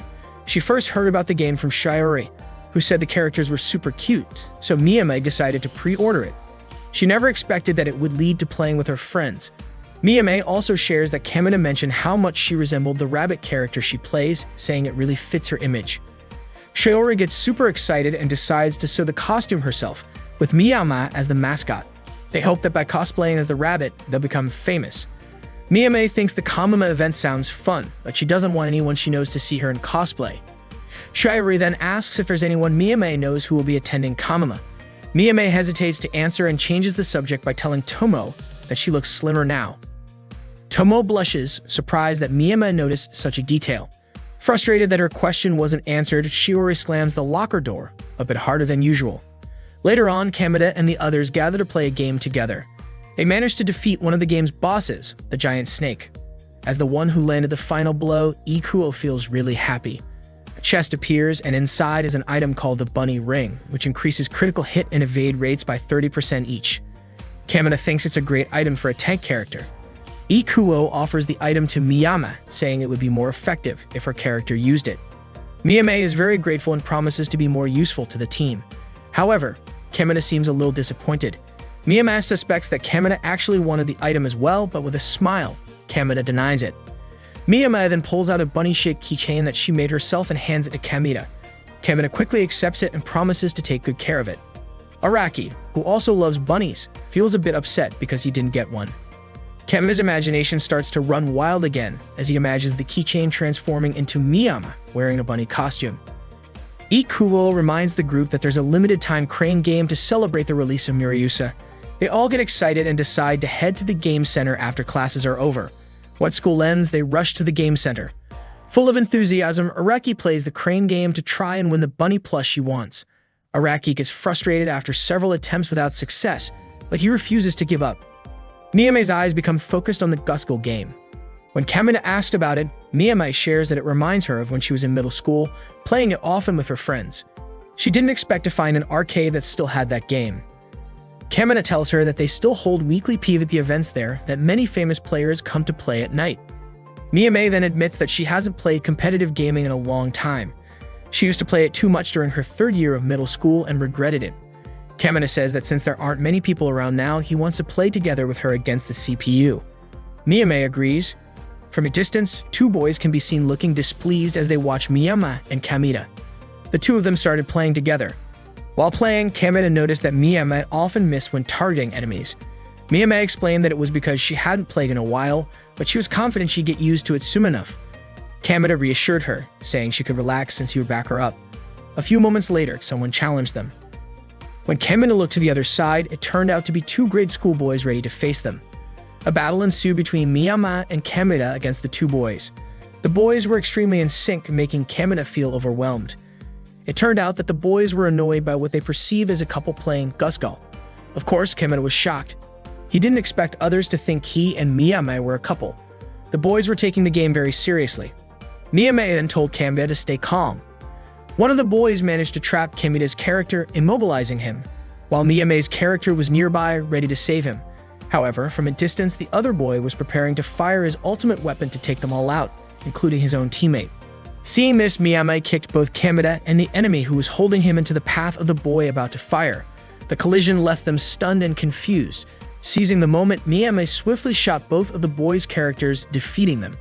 The two boys were frustrated by their loss. Kamina approached them and gave them the bunny keychain that Miyame had given him earlier, hoping to console them. They'd accepted it, though they were still upset, and said they would defeat Kamina and Miyame next time before walking away. Kamina then remarked to Miyame that he felt a little sorry for the grade school kids. Miyame responded that she had faced worse when she was their age. Kamina teased her, saying she was being a bit too harsh. If she kept that up, she got a hard time finding opponents. Miyame realized he might be right. Kamina also apologized for giving away the keychain Miyame had made. Smiling, Miyame told him not to worry about it. It was no big deal. Kamina praised Miyame's skills, especially her impressive headshots. Miyame blushed and admitted that whenever she pulled off a headshot, her heart raced. She smiled, feeling thrilled to have won a Gusgal game after so long, and said it was all thanks to Kamina. Miyame then asked Kamina to be her partner in Gusgal. Kamina was stunned. He hadn't expected her to say that. Just then, Araki and Ikuo arrived with happy expressions, carrying several prizes they had won from the crane game. Later at home, Miyame was relaxing, soaking in the bathtub. With a sparkle in her eyes, she reminisced about the Gusgal game she had played with Kamina earlier that day. In her bathroom, she also had a Gusgal robot action figure, which she seemed to cherish deeply. After a while, a man's voice called out to Miyame, asking her to finish up in the bathroom so he could take his turn. Reluctantly, Miyame ended her bath. Kamina and the others were facing a strong monster boss in the game. It seemed like Miyame knew the weakness and the way to defeat the monster boss. They each assigned their roles and began attacking the monster. In the end, they successfully defeated the boss. They praised Miyame for being able to spot the monster's weakness. Miyame said it was all thanks to the bunny ring item given by Ikuo, which increased evasion, allowing Miyame to analyze the monster's movements and attacks. Ikuo then said he didn't regret giving it to the right person. Miyame then said goodbye as she had a PE class to attend. As she was leaving, Miyame reminded Kamina to play Gusgal again later that day after school. Kamina agreed. Araki was surprised, noting that Kamina had been going to the arcade every day lately. Kamina just smiled and said that he and Miyame had been playing Gusgal every day, to the point that his money had run out. Araki then asked if there were any other games they could play, suggesting that maybe Kamina could try a game that didn't cost so much. Kamina agreed with the idea and asked Ikuo if he knew any arcades with the game grabbed. Ikuo replied that there wasn't one in Kibito and Kamina should find a new game on his own since he was Miyame's partner. As Ikuo left, he said he didn't want to help Kamina search because he'd been playing too much lately and now wanted to study at home. Later, at the arcade, Kamina was seen playing a bus game where the player earns points by successfully dropping off passengers at the bus stops. As Kamina played, Miyame watched and commented that bus stops can't be destroyed with a headshot. She then said she preferred to play Gusgal and walked away. Kamina followed Miyame, who was already playing Gusgal, and Araki was there as well. Kamina admitted his plan was a total failure. But Araki was impressed by how Miyame managed to dominate even though it was her first time playing with someone she didn't know. However, Araki also noted that her winning at all costs playstyle could cause problems. Kamina agreed, saying Miyame was very skilled, but that might make her disliked by others. Miyame then defeated her opponent once again. The opponent looked very disappointed and stood up, appearing as though he was going to confront Miyame with an angry face. Kamina was worried that the guy might do something, but it turned out he just wanted to praise Miyame's skill. Kamina remarked that it was situations like this that made him concerned. Meanwhile, Makoto and Kyuko were together in a photo booth. They had just taken pictures together with effects that made it look like they were bathing in a pool of milk. They were both amazed by how advanced photo editing had become. Just then, Kamina happened to walk in. He greeted Kyuko when he saw her. Makoto looked embarrassed and hid behind Kyuko. Kyuko introduced her friend, who was a member of the school's disciplinary committee, to Kamina. Hearing this, Kamina joked that it would be a problem if Sanjo Ruze, the head of the disciplinary committee, found out what they had just done. Makoto then defended herself, saying she was just accompanying Kyuko to make sure she wasn't attacked by delinquents. After all, protecting students from potential incidents was also the duty of the disciplinary committee. Kamina smiled and encouraged Makoto to keep up the good work. Then Miyama also arrived at the place. She mentioned that she was going to a tutoring section located in front of the station. Apparently, Kyuko was aware that the tutoring center was quite well known. Miyame then said goodbye and left. As they watched Miyama walking away, Kyuko complimented Miyame's beauty. Kamina responded by saying that she was a friend of his older sister and lately they had been playing games together quite often. Later that evening on his way home, Kamina passed by Miyame's tutoring center. Kamina started imagining himself attending the same tutoring center as Miyama. His imagination went wild with a slightly perverted look on his face. Kamina didn't like his own thoughts. Suddenly, he saw Ikuo crouching behind some bushes, peeking into the tutoring center's room. Kamina, now hiding behind a tree, watched Ikuo. He felt suspicious since Ikuo had said earlier that he was going home to study. But now Ikuo was at the center. Acting like this, Ikuo looked like a stalker. Meanwhile, passersby were also glancing at Kamina, who looked suspicious hiding behind the tree. Kamina was shocked when he saw Miyama there as well, and then the two of them went inside. Once home, Kamina said he wanted to talk to his older sister about something. He wanted to hear a girl's perspective on a certain matter. Tomo then made a comment about Kamina, but Kamina quickly clarified that he wasn't asking about himself. It was about Ikuo. According to Tomo, Ikuo was currently excelling in his studies. A cool guy like Ikuo was probably popular with many girls. Kamina nodded, now understanding. Tomo then stood up and asked Kamina, "You want to know what people think of you too, don't you?" Kamina hesitated, then avoided the question by saying, "Maybe next time." The scene shifted to the arcade where Ikuo and Araki were playing the bus game that Kamina had played. To them, the game was really difficult. They couldn't believe Kamina had played it so smoothly. Araki, annoyed, vowed to beat Kamina's high score in that game. Meanwhile, Kamina and Miyama were standing in line to play Gusko. A boy noticed Miyama and wanted to play with her. Miyama asked Kamina, and he agreed. Kamina then stepped aside and went to play a bus game instead. Kamina felt that on the weekends there were so many people around that it made it hard for him to get close to Miyama, especially since Miyama had become well known for being skilled at Gusko. From a distance, Kamina noticed many people lining up to play with Miyama. In his heart, Kamina thought it would be more fun if they were lining up to fight Miyama, rather than be her partner. These thoughts distracted him and he found it hard to focus, so he decided to head to the bathroom to calm down. Unexpectedly, from the entrance, a girl and a boy with an angry look pointed toward Miyama. The girl and the boy approached Miyama and they glared at each other. Makoto, who had been busy taking pictures, was startled after hearing a commotion. Kamina, just leaving the bathroom, was also shocked when he saw Tsuneki and Miyama arguing. Kamina quickly tried to step in and break it up. Makoto came over too and told them not to raise their voices because it would disturb the other visitors. Tsuneki then asked Makoto if she managed to take some cute pictures. Innocently, Makoto nodded and explained that she had just taken a photo where she made a double peace sign in a milk tub. With an angry face, Tsuneki told Makoto to go home. Frightened, Makoto immediately ran toward the exit. Tsuneki then explained to Miyama that she came to that place to get revenge for Takeshi, the boy who came there with her. Tsuneki challenged Miyama to a Gusko duel. Miyama accepted the challenge, partnering up with Kamina, while Tsuneki teamed up with Takeshi. Kamina asked if Takeshi was Tsuneki's little brother, but Tsuneki didn't answer. However, Takeshi confidently said that if Kamina and Miyama could beat him, he would tell them. Tsuneki got annoyed and told Takeshi that it was supposed to be a secret. The game began and the crowd of spectators cheered. From afar, Araki watched as Tsuneki played Gusko, while Ikuo was confused as to why Tsuneki was even there. They continued battling in the Gusko game. Takeshi appeared to be using a speed-type Gusko. Miyame decided to keep her distance from him. Miyame shot at Tsuneki's Gusko, but her attack had no effect. Tsuneki managed to get close to Miyame's Gusko and kicked it. Luckily, Kamina pushed Tsuneki away and saved Miyama. While Tsuneki was distracted, Miyame closed in on her and from close range, she shot at her. Tsuneki appeared confident since her Gusko had a shield. Elsewhere, Makoto felt relieved after successfully escaping the arcade.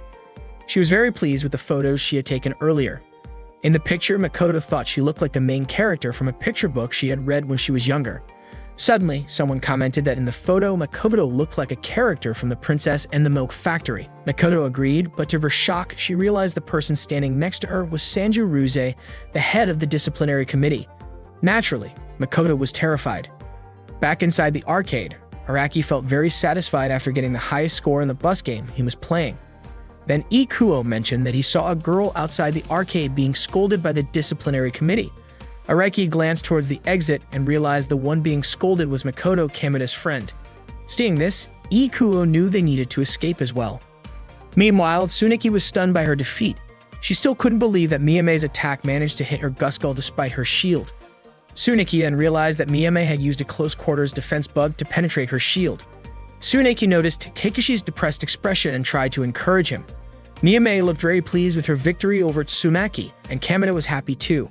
But suddenly, Kamida saw Araki panicking and giving him a signal to run. Kamida peeked outside and saw the head of the disciplinary committee standing there. He quickly grabbed Miyame's hand and pulled her to escape. Tsuneki was upset that they ran away right after beating her. However, when she saw the disciplinary committee head, she immediately bolted along with Takeshi. The four of them eventually managed to hide in a hallway. Tsuneki started blaming Takeshi for not being able to play Guskull well earlier. Takeshi, annoyed, refused to take the blame and then said there would be no raise for Tsuneki. Tsuneki got mad as well, reminding Takeshi that she told him to keep it a secret. Kamida assumed that Takeshi had hired Tsuneki, but Tsuneki denied it. She explained that the kid was the son of the store owner where she worked. Takeshi added that if Tsuneki had managed to beat Miyama, he could have asked for a raise for her. Miyame then said that Tsuneki should be embarrassed for arguing with a little kid, but Tsuneki responded by saying she didn't want to hear that from Miyama. Miyame became aware of her own behavior. Tsuneki then turned her back and walked away, telling Kamida to keep her part-time job a secret. Kamida agreed. Tsuneki also added, "Keep hanging out with Miyama, and infighting will be the least of your problems." Kamida was confused and didn't understand what Tsuneki meant by that. Standing next to Kamida, Miyama decided to leave the place. Kamida then offered Miyama a chance to rest for a bit nearby, and the two of them ended up at a cafe sitting together. Kamida asked what the relationship between Miyama and Tsuneki was. Miyame explained that Tsuneki was her junior back in middle school. They used to play arcade games together. Miyame also shared that they were friends back then. But before she could finish her sentence, a notification went off and Miyame decided to feed her deer in the game first. Awkwardly, Kamida apologized for asking something that wasn't really his business. Miyame reassured him, saying it was fine. In fact, thanks to Kamida, Miyama was now having more fun playing games than she did back in middle school. Kamida then commented that Murayusa and Love Deer were amazing games. Miyame agreed that they were fun but said what mattered more was who she played them with. Another notification popped up, showing a command on Miyame's game console to mate her deer with another player's deer to produce cute offspring. Kamida was shocked, not expecting a hidden feature like that. Miyame then asked Kamida if he wanted to mate his deer with hers. It just so happened that Kamida's deer was male and Miyame's deer was female. Kamida agreed to do it.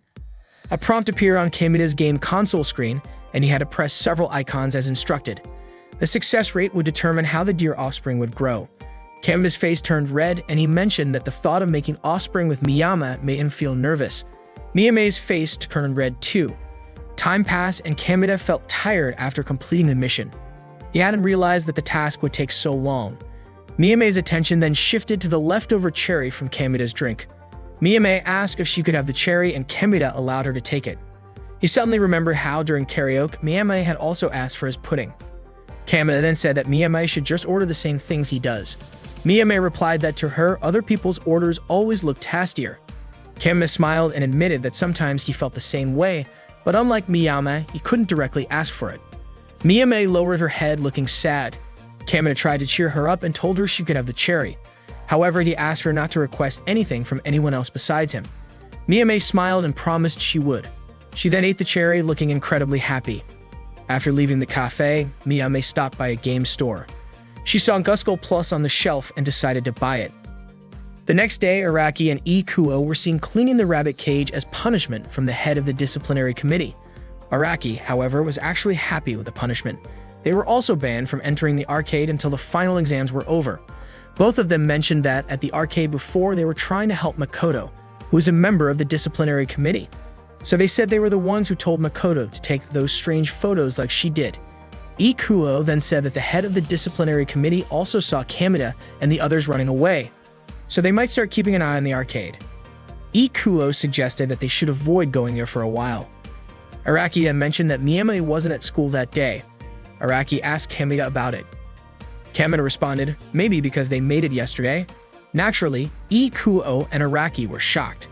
Kamina then explained that Tsuneki, who turned out to be Miyama's junior from middle school, said something that had been bothering him.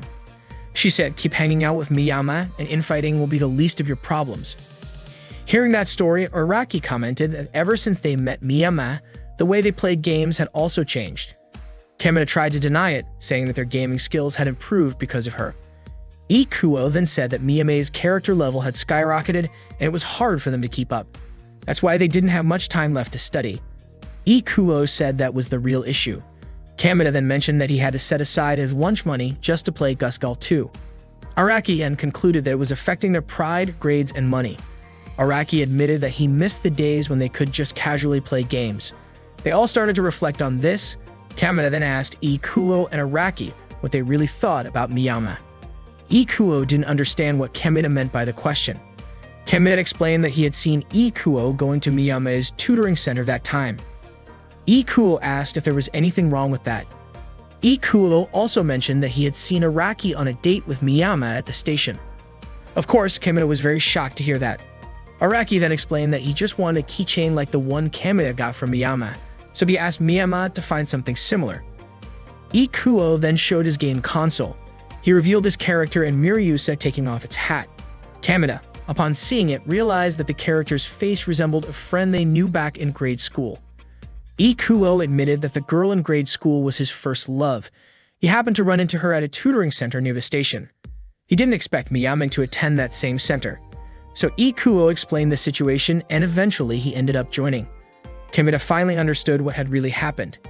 Ikuo then asked what was going on with Kamina. Kamina explained that he just respected Miyama as a gamer. Ikuo and Araki laughed. Araki figured that Kamina had liked Miyama ever since they exchanged in-game items. If Kamina didn't like her, there's no way he would have given that item to her. Kamina denied it.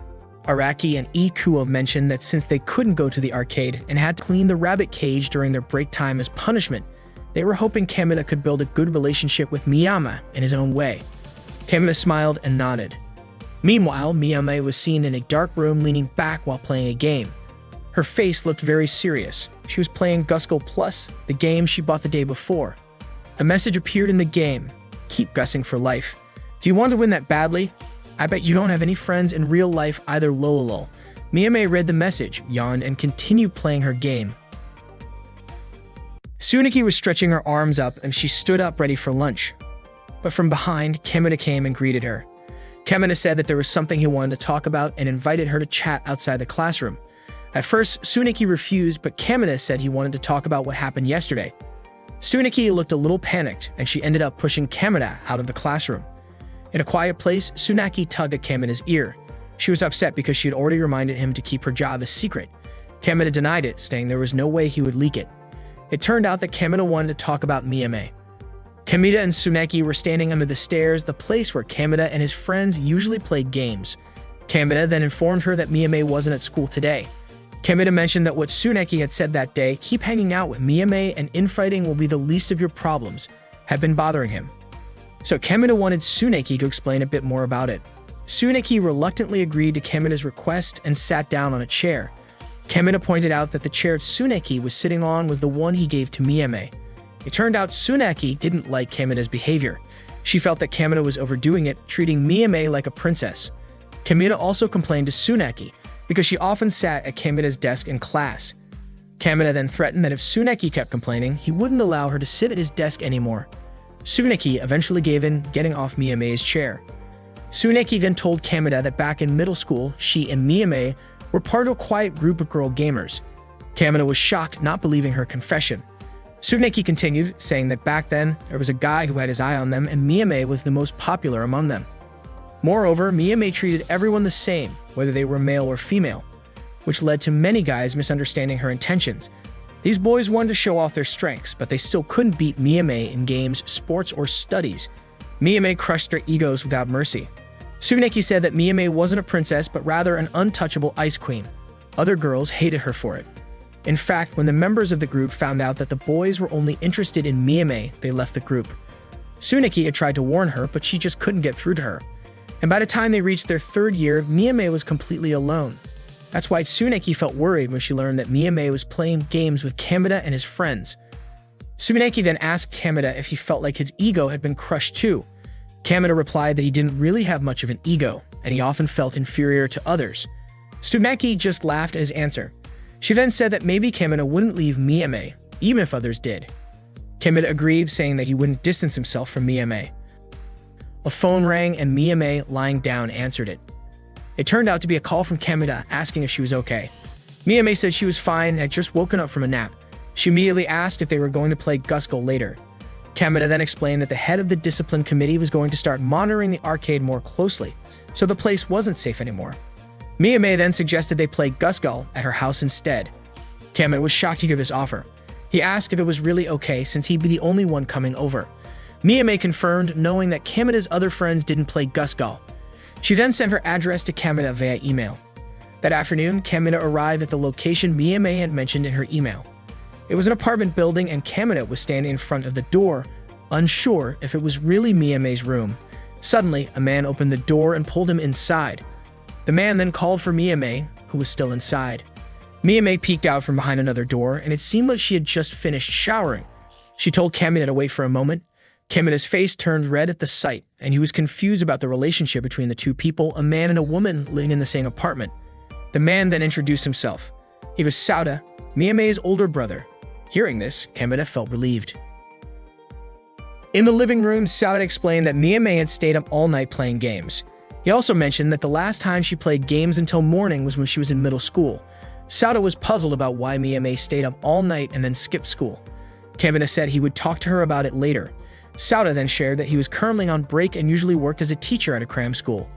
According to Sauda, Miyame was still a bit childish compared to other girls her age. Kameda noticed an old gaming console in the room. Sauda mentioned that he used to play games a lot as well. Back in grade school, Miyame wanted his attention, so she started playing games with him. Kameda recalled Miyame once telling him about how she used to lose at games when she was younger. It turned out her older brother was behind those losses. Sauda mentioned that Miyame would often get upset and cry because of it. Sauda continued, explaining that even after he stopped playing games, boys kept coming over to their house to play all the time. As a result, Miyame became obsessed with games and didn't have any female friends. Sauda felt guilty for that. Kameda just smiled, thinking to himself that Miyame wasn't exactly normal. That's why Sauda was so grateful to Tomomo, because thanks to her, Miyame finally had a normal friend.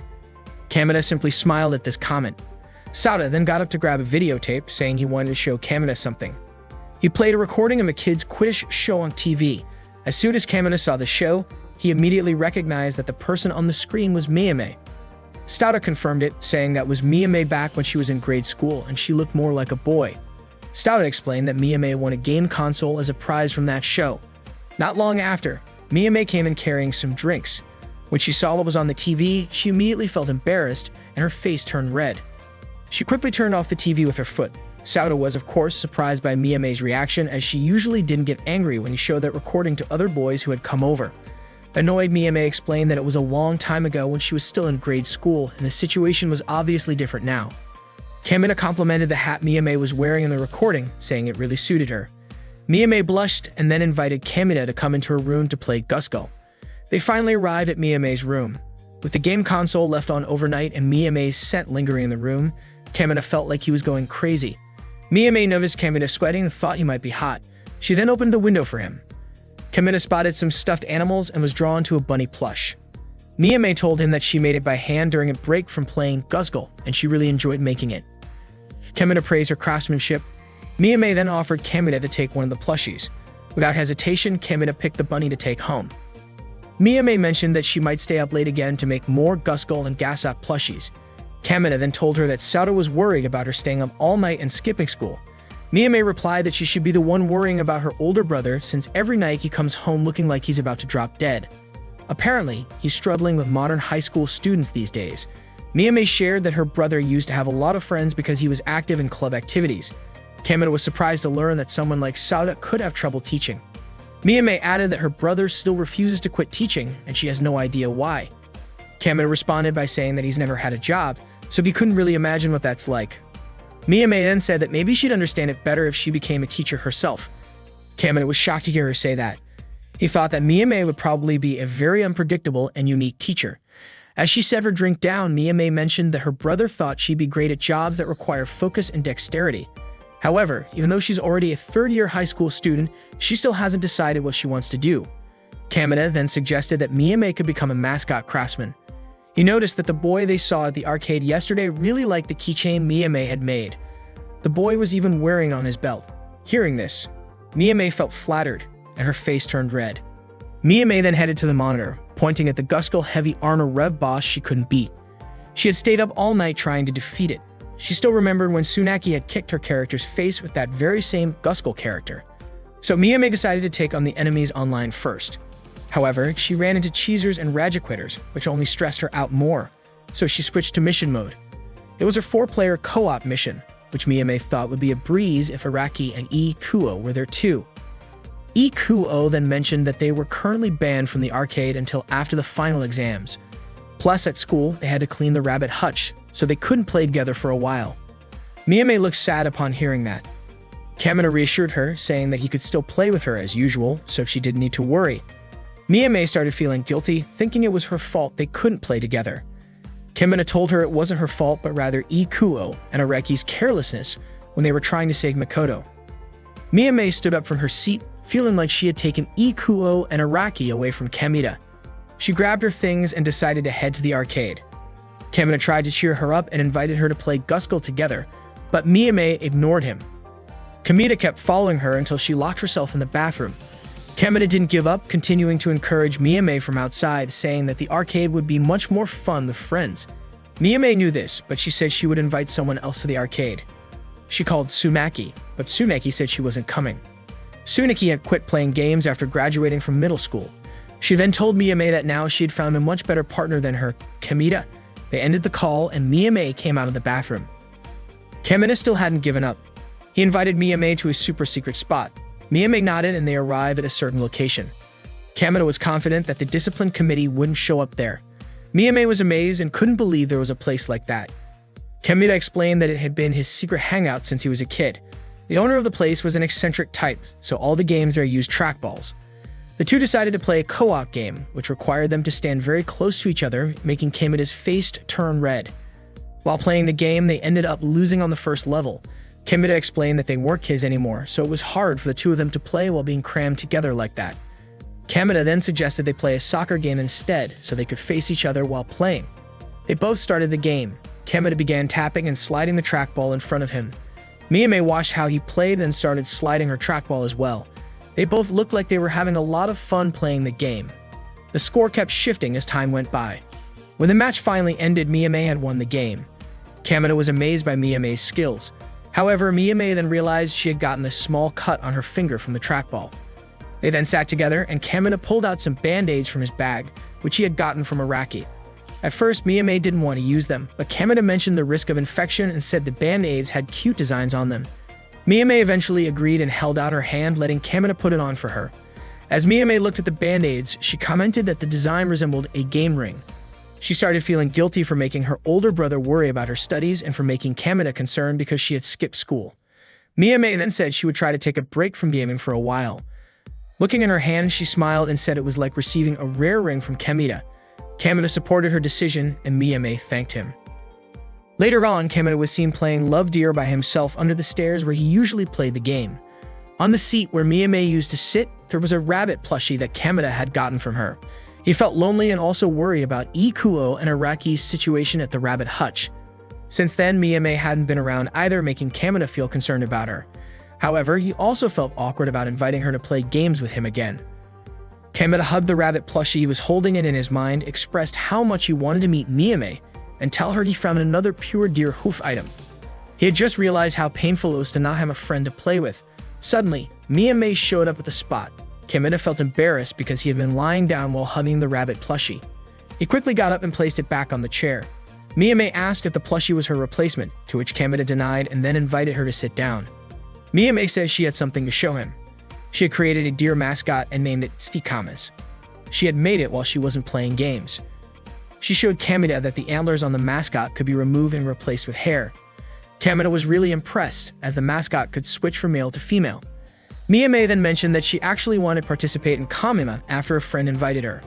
Kameda asked if Kamime was an exhibition for manga, anime, and stuff like that. Miyame confirmed it but said she was worried because she had never been to such an event before. She then asked if Kameda was interested in it. Kameda responded that he wasn't really into it because he didn't like crowded places. Miyame seemed a bit disappointed by his answer and explained that it wouldn't feel right to go with just a group of girls. She added that it might be hard to carry all the sikamas by herself. Kameda knew Miyame was subtly asking for his help. She looked at Kameda intently, walked over to him, pulled out a ticket, and invited Kameda to go to Kamima with her.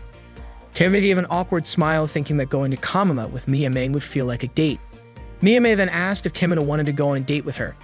Kameda replied, asking if Miyame would actually want to.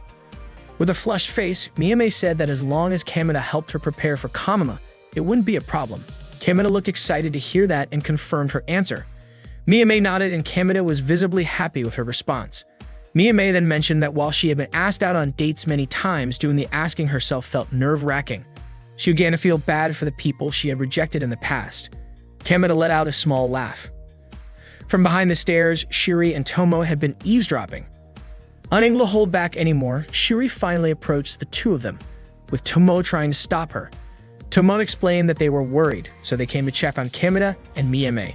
Shuri complained, saying she had invited Miyame several times but was always turned down. Yet as soon as Kameda wanted to go, Miyame suddenly wanted to join too. Embarrassed, Miyame quickly covered Shuri's mouth with both hands. Miyame then introduced Kameda as Shuri, saying that Kameda was her partner. Shuri also introduced herself to Kameda and asked what Miyame meant by partner.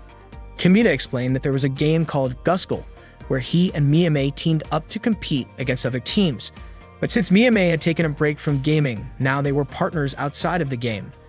Shuri didn't fully understand what they meant, but since they would be helping with the event, she gave her approval. Kameda and Miyame smiled at her response. Today is the day the Kamina event kicks off. A huge crowd is in attendance, including Tomo and Kameda. The bustling atmosphere reminds Kameda of the time he got lost on Kibido Island. When he and Tomo were kids, they went together to an event to see Kibinion.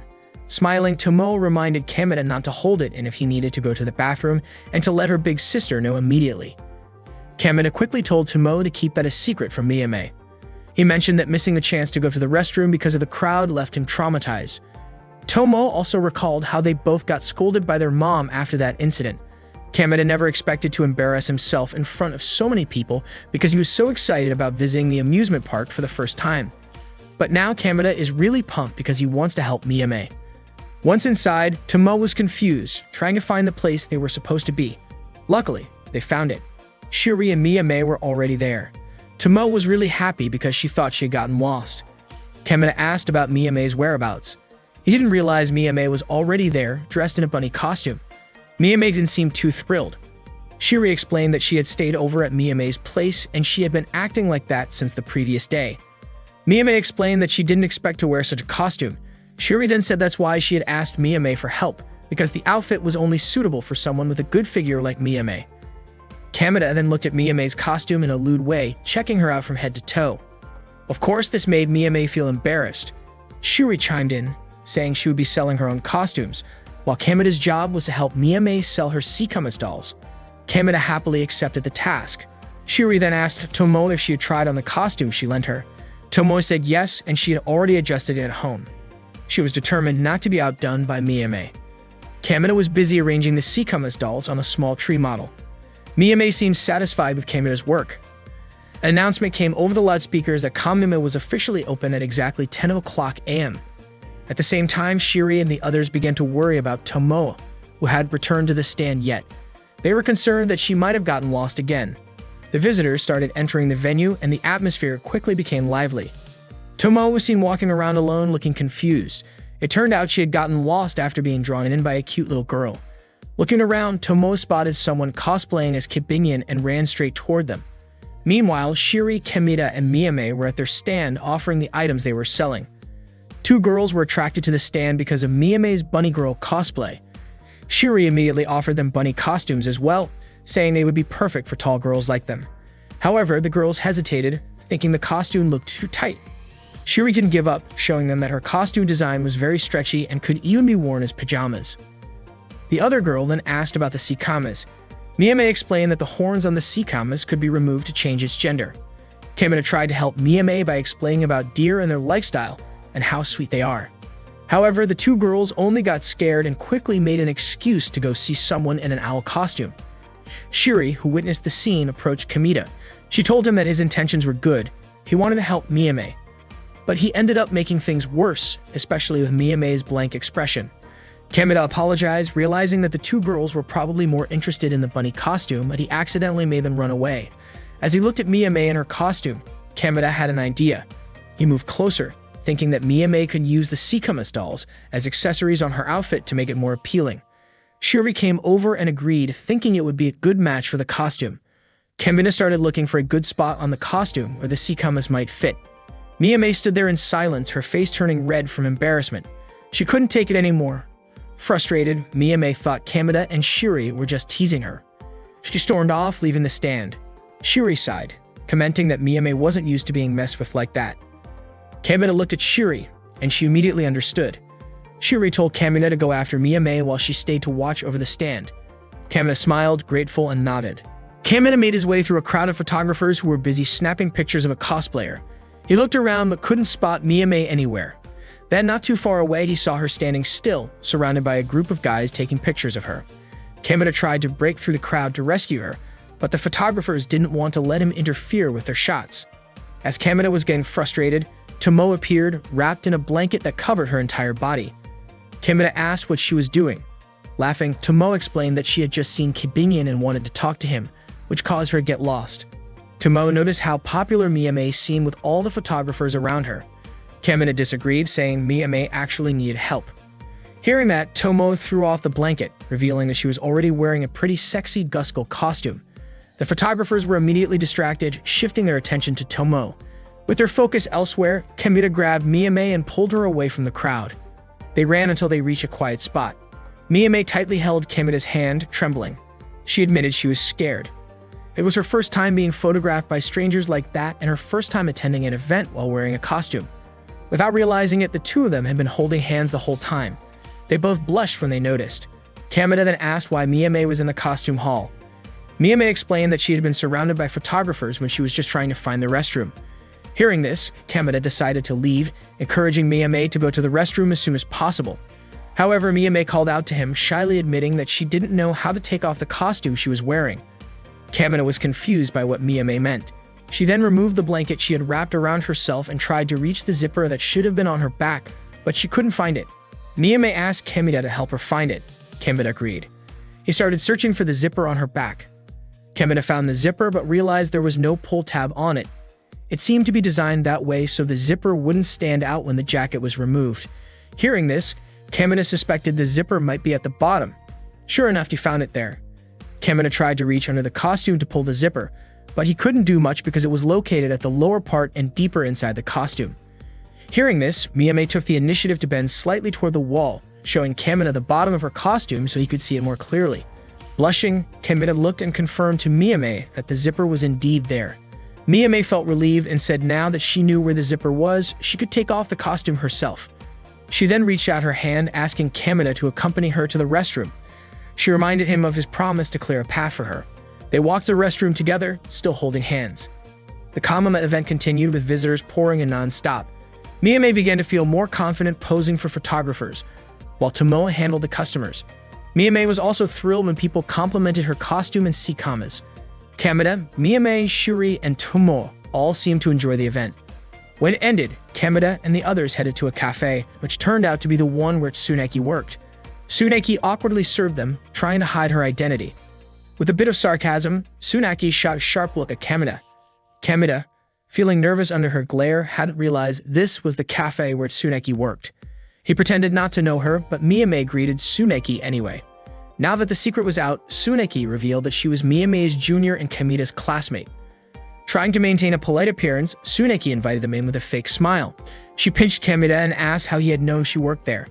Kamita insisted it was purely a coincidence. They all started eating the food they had ordered. Kamita then commented that Tsuneki looked different when she was working. Miyame teased Tsuneki, saying she was probably forced to work there because she didn't pay her bill and tried to run off. Tsuneki immediately denied it, claiming that she was just working there like any other normal person. Seeing Tsuneki, Tomoe remembered that she had seen Tsuneki at the Santa contest. Naturally, Tsuneki was flattered, surprised that Tomo remembered her. Tomo then shared that they had just returned from Kamima, and that Miyame had worn a bunny costume. Of course, Miyame felt embarrassed about that. Tsuneki started teasing her, but Shiri got mad, as she was the one who made the costume. Miyame explained that Shiri had agreed to display the Seikama's mascot that Miyame made on her booth on the condition that Miyame would be the model for the costume Shiri designed. Miyame had repeatedly refused, feeling too embarrassed to run into her old middle school friends while at Kamima. Then smugly, Tsuneki asked how many mascots Miyame had managed to sell.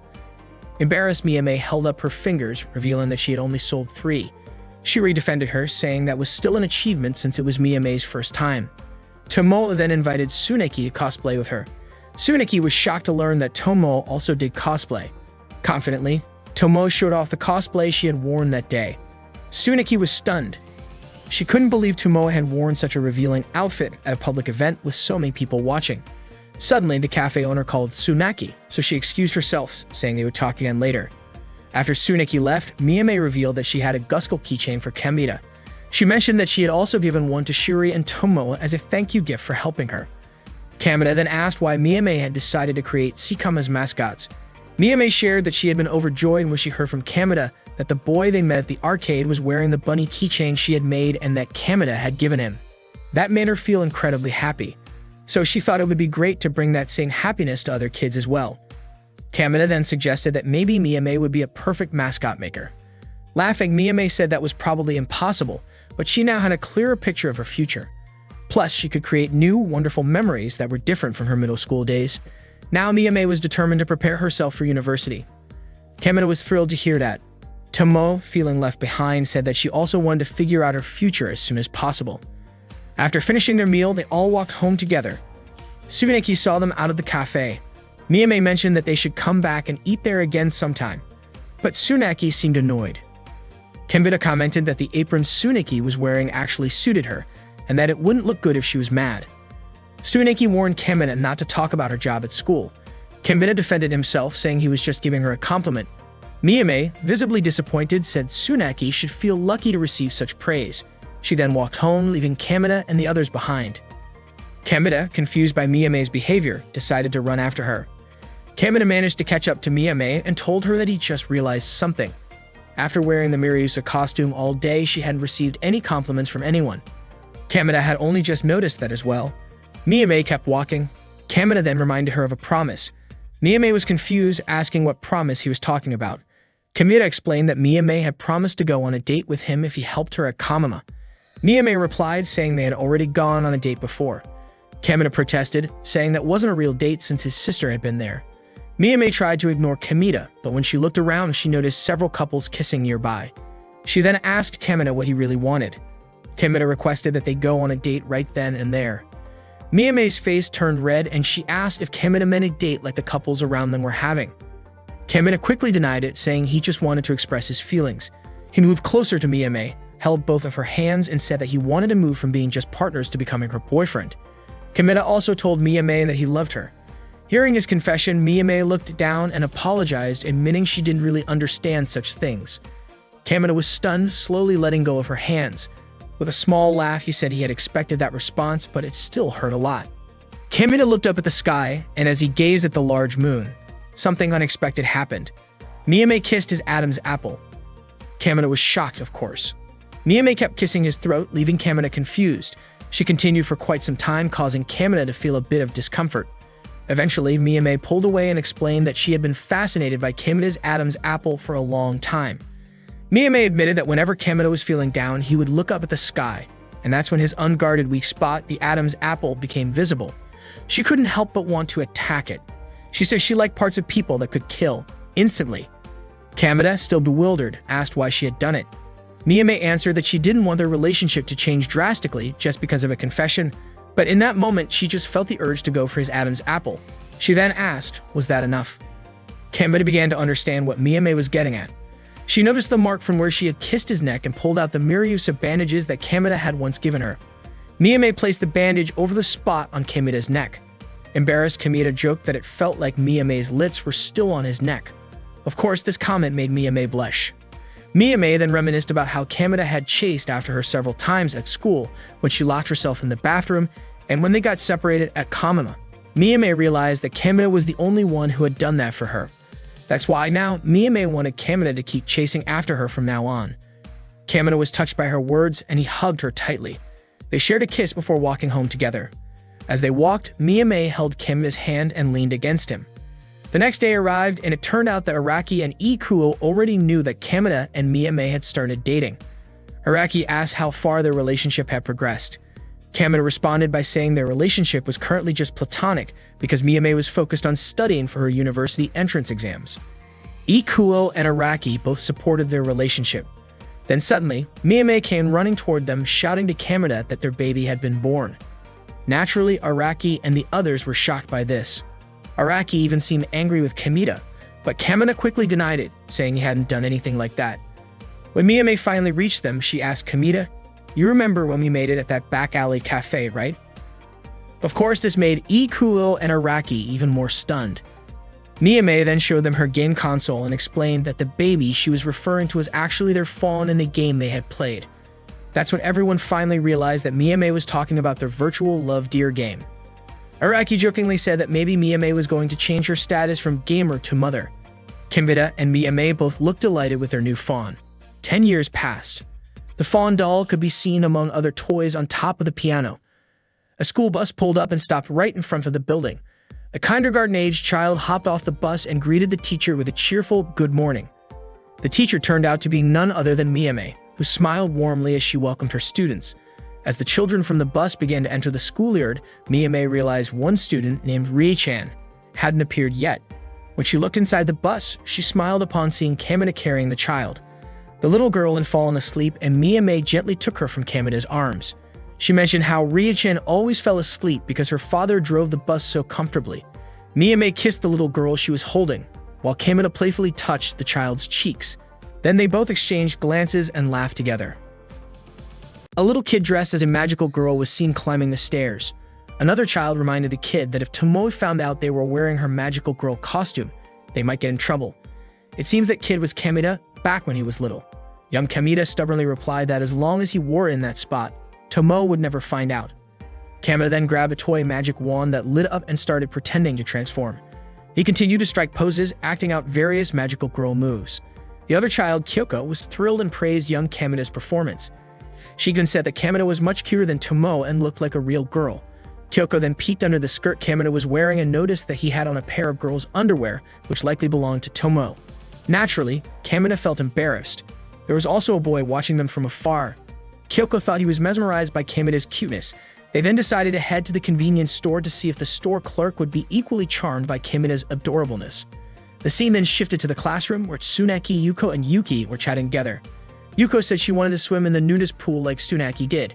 Yuki seemed annoyed because Tsunaki had bailed on the mixer tour without informing her and had gone off to a high-class resort hotel by herself. Hearing their frustrations, Tsunaki quickly apologized, explaining that it was because she had forgotten her phone charger at home. Kamina could only watch and listen from afar, feeling envious of Tsunaki, who had been having fun during summer break, unlike him. Yuko then asked Tsunaki the name of the hotel she had visited, thinking it might be a good reference for her family trip. Tsunaki hesitated and replied that the hotel was only open for 2 weeks during summer break, so it could only be visited again next year. Yuko thought the hotel must be very special. Tsunaki looked unsure, then muttered that there was a lot of deer smell all around the place. She tried to clarify by saying the wild deer meat they served there was delicious. Guests could even watch the meat being roasted over an open fire right in front of them. Yuki and Yuko were very interested in Tsunaki's story. Tsunaki again noticed a girl peeking in through the door. She knew the girl was looking for Kamina. Tsunaki informed Kamina, who then invited Kyoko into the classroom. Kyoko handed Kamina a package. Without hesitation, Kamina opened it, and to his surprise and delight, it was a magical girl manga that had just been released after a 2-year hiatus. The manga had gone on hiatus when they were still in middle school. Both Kamina and Kyoko were thrilled that the series had finally resumed. Unexpectedly, Tsunaki had already snuck up behind Kamina and started laughing, teasing him for liking shoujo manga. Hearing this, Kyoko jumped to Kamina's defense, saying that he was a good guy who always listened when she talked about her hobbies. Tsunaki then admitted that she had also read that manga when she was younger, and it brought back memories. Yuki and Yuko came over and asked if Kyoko was a first-year student. Kamina confirmed it and explained that Kyoko was his childhood friend. Kyoko then introduced herself to them. Yuki approached Kyoko and observed her closely. She said that Kyoko looked like a middle schooler and was incredibly cute. Hearing this, Kamina laughed and said that Kyoko was still childish, and that he worried about her a lot. The scene then shifted to a quiet place. Kamina apologized to Kyoko for what he had said earlier. Kyoko forgave him, admitting that everything Kamina said was true. Kamina also felt relieved that Tsuneki and the others didn't open the manga. If they had opened it and seen what was inside, Kamina would have been labeled a pervert. The new manga was not like the old one, it was filled with fan service and gore. Kamina also noticed that the art style had changed, reflecting the aging fan base. Kyoko then mentioned that Kamina had changed as well. Back in middle school, he didn't care what girls thought when he read manga like that. Kamina sighed deeply, explaining that he had even been teased just for playing the game Love Deer. If they found out he was reading manga with fan service and gore, he'd be bullied for life. Not long after, Tomo arrived and greeted both of them. Then, a man approached, calling out Tomo's name. Tomo left the scene saying goodbye and walked past Kamina and Kyoko. The large man approached Kamina with an angry expression. He told Kamina to keep quiet about the incident where he and Tomo were on the rooftop, adding that he wouldn't forgive Kamina, even though he was Tomo's brother. The man walked away as Kyoko promised not to spill the secret. She then asked Kamina who that man was. Kamina replied that he was the captain of the Trek Club.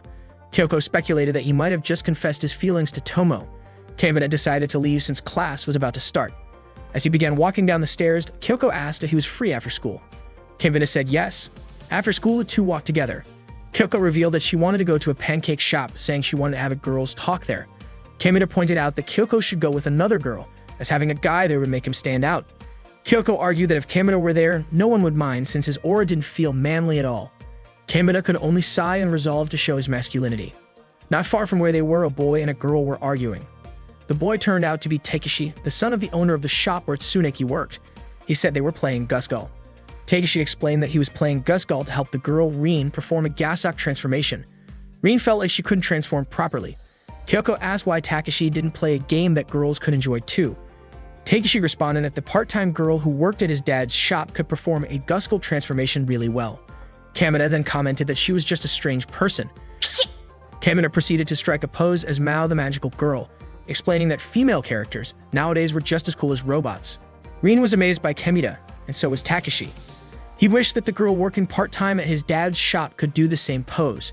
Takeshi and Rin then ran off toward the shop. Hiboko was impressed that Kamina could pull off the pose.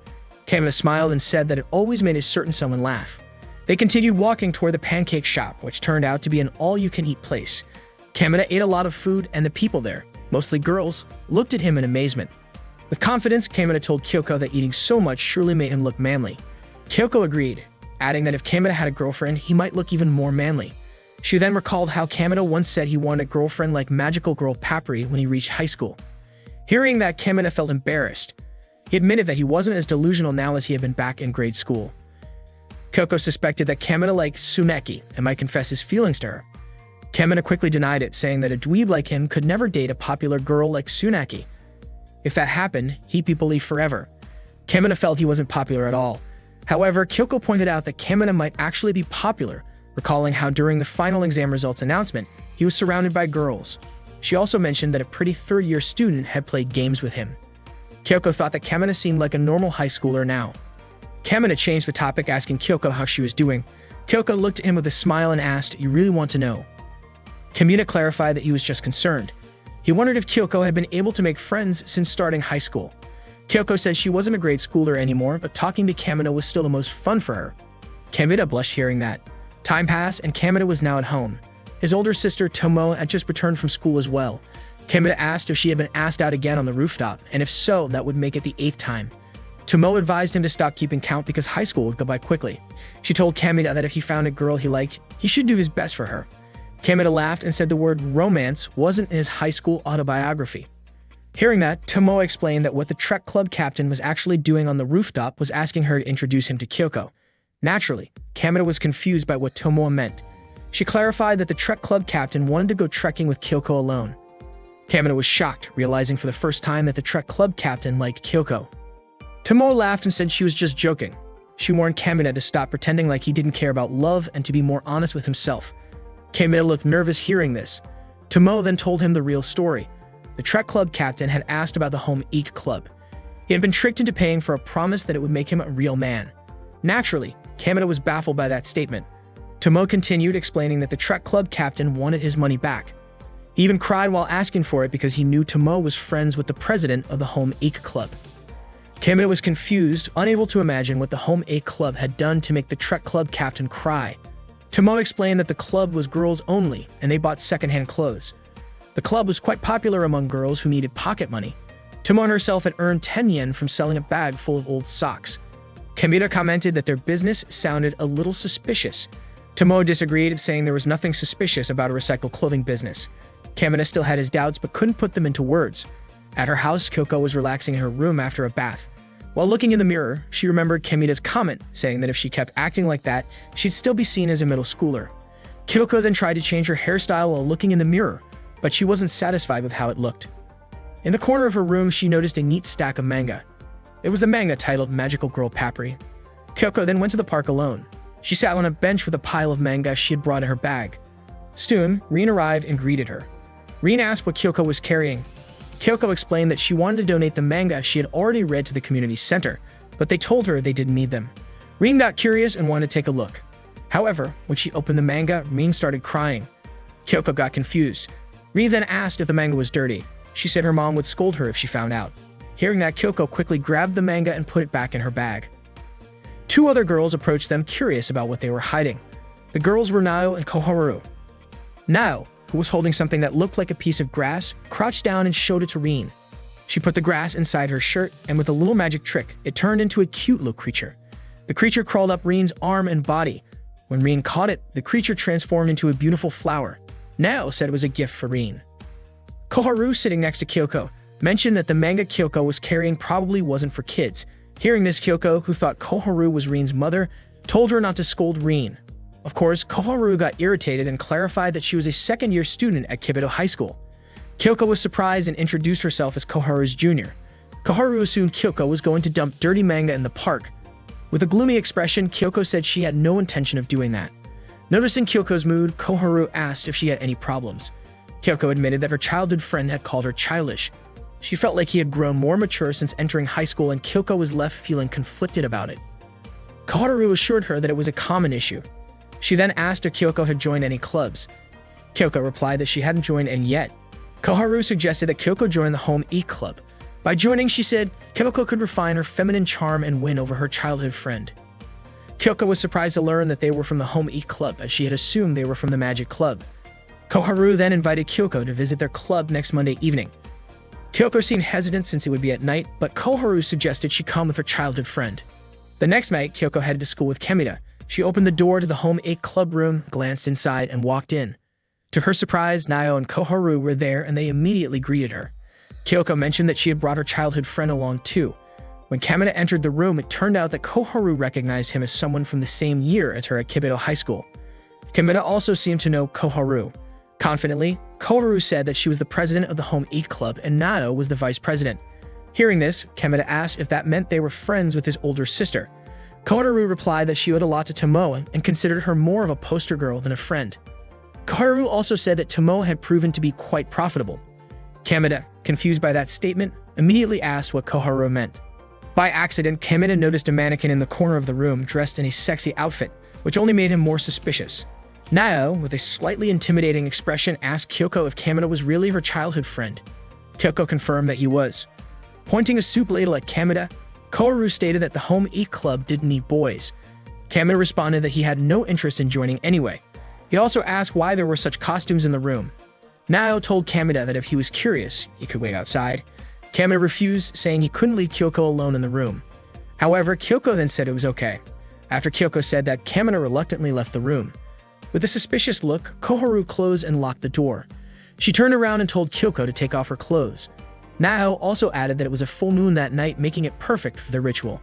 Kameda, standing outside, was confused about what they were up to. Moments later, they emerged, now dressed in kimonos, carrying dumplings and drinks. Kameda was mesmerized by how beautiful Kyoko looked in her kimono. Kyoko commented that it seemed like a moon viewing party. Koharu explained that they had a practical approach to things. Not only did they make dumplings, but they also hosted moon viewing parties. Making dumplings was just a means to an end, she said. The goal of their research was to find ways to enrich daily life. Kyoko agreed, saying that a moon viewing party with kimonos was really fun. Nao, with a bit of sarcasm, remarked that it was a little boring for someone there who was just wearing regular clothes. Kameda, feeling the sting, admitted that there wasn't much he could do about it. Kyoko then asked Kameda why he didn't try cross-dressing again. Hearing that, both Nao and Koharu were shocked and instinctively backed away from Kameda. Naturally, Kameda was embarrassed and told Kyoko not to create any misunderstandings. He explained that Kyoko's mom had to work late on Christmas Eve, so Kyoko was left at Kameda's house. To cheer her up, Kameda had no choice but to dress up as Kyoko was feeling down. However, they accidentally ran into Ikuo at a convenience store, and Ikuo mistook Kameda for one of Kyoko's girlfriends. That was the worst part of it. Ikuo even lifted Kameda's skirt, fainted in shock, and lost his memory. After that incident, Kameda ended up bedridden with a fever for several days. When they finally got back to Kyoko's house, Kameda was also smacked by Kyoko's mom for taking her out so late. Nao and Koharu, after hearing that story, felt sorry for Kameda. Nao then handed him a dumpling to cheer him up. Kyoko gazed up at the bright, shining moon and said it was beautiful. Kameda, standing behind her, was mesmerized as he looked at her.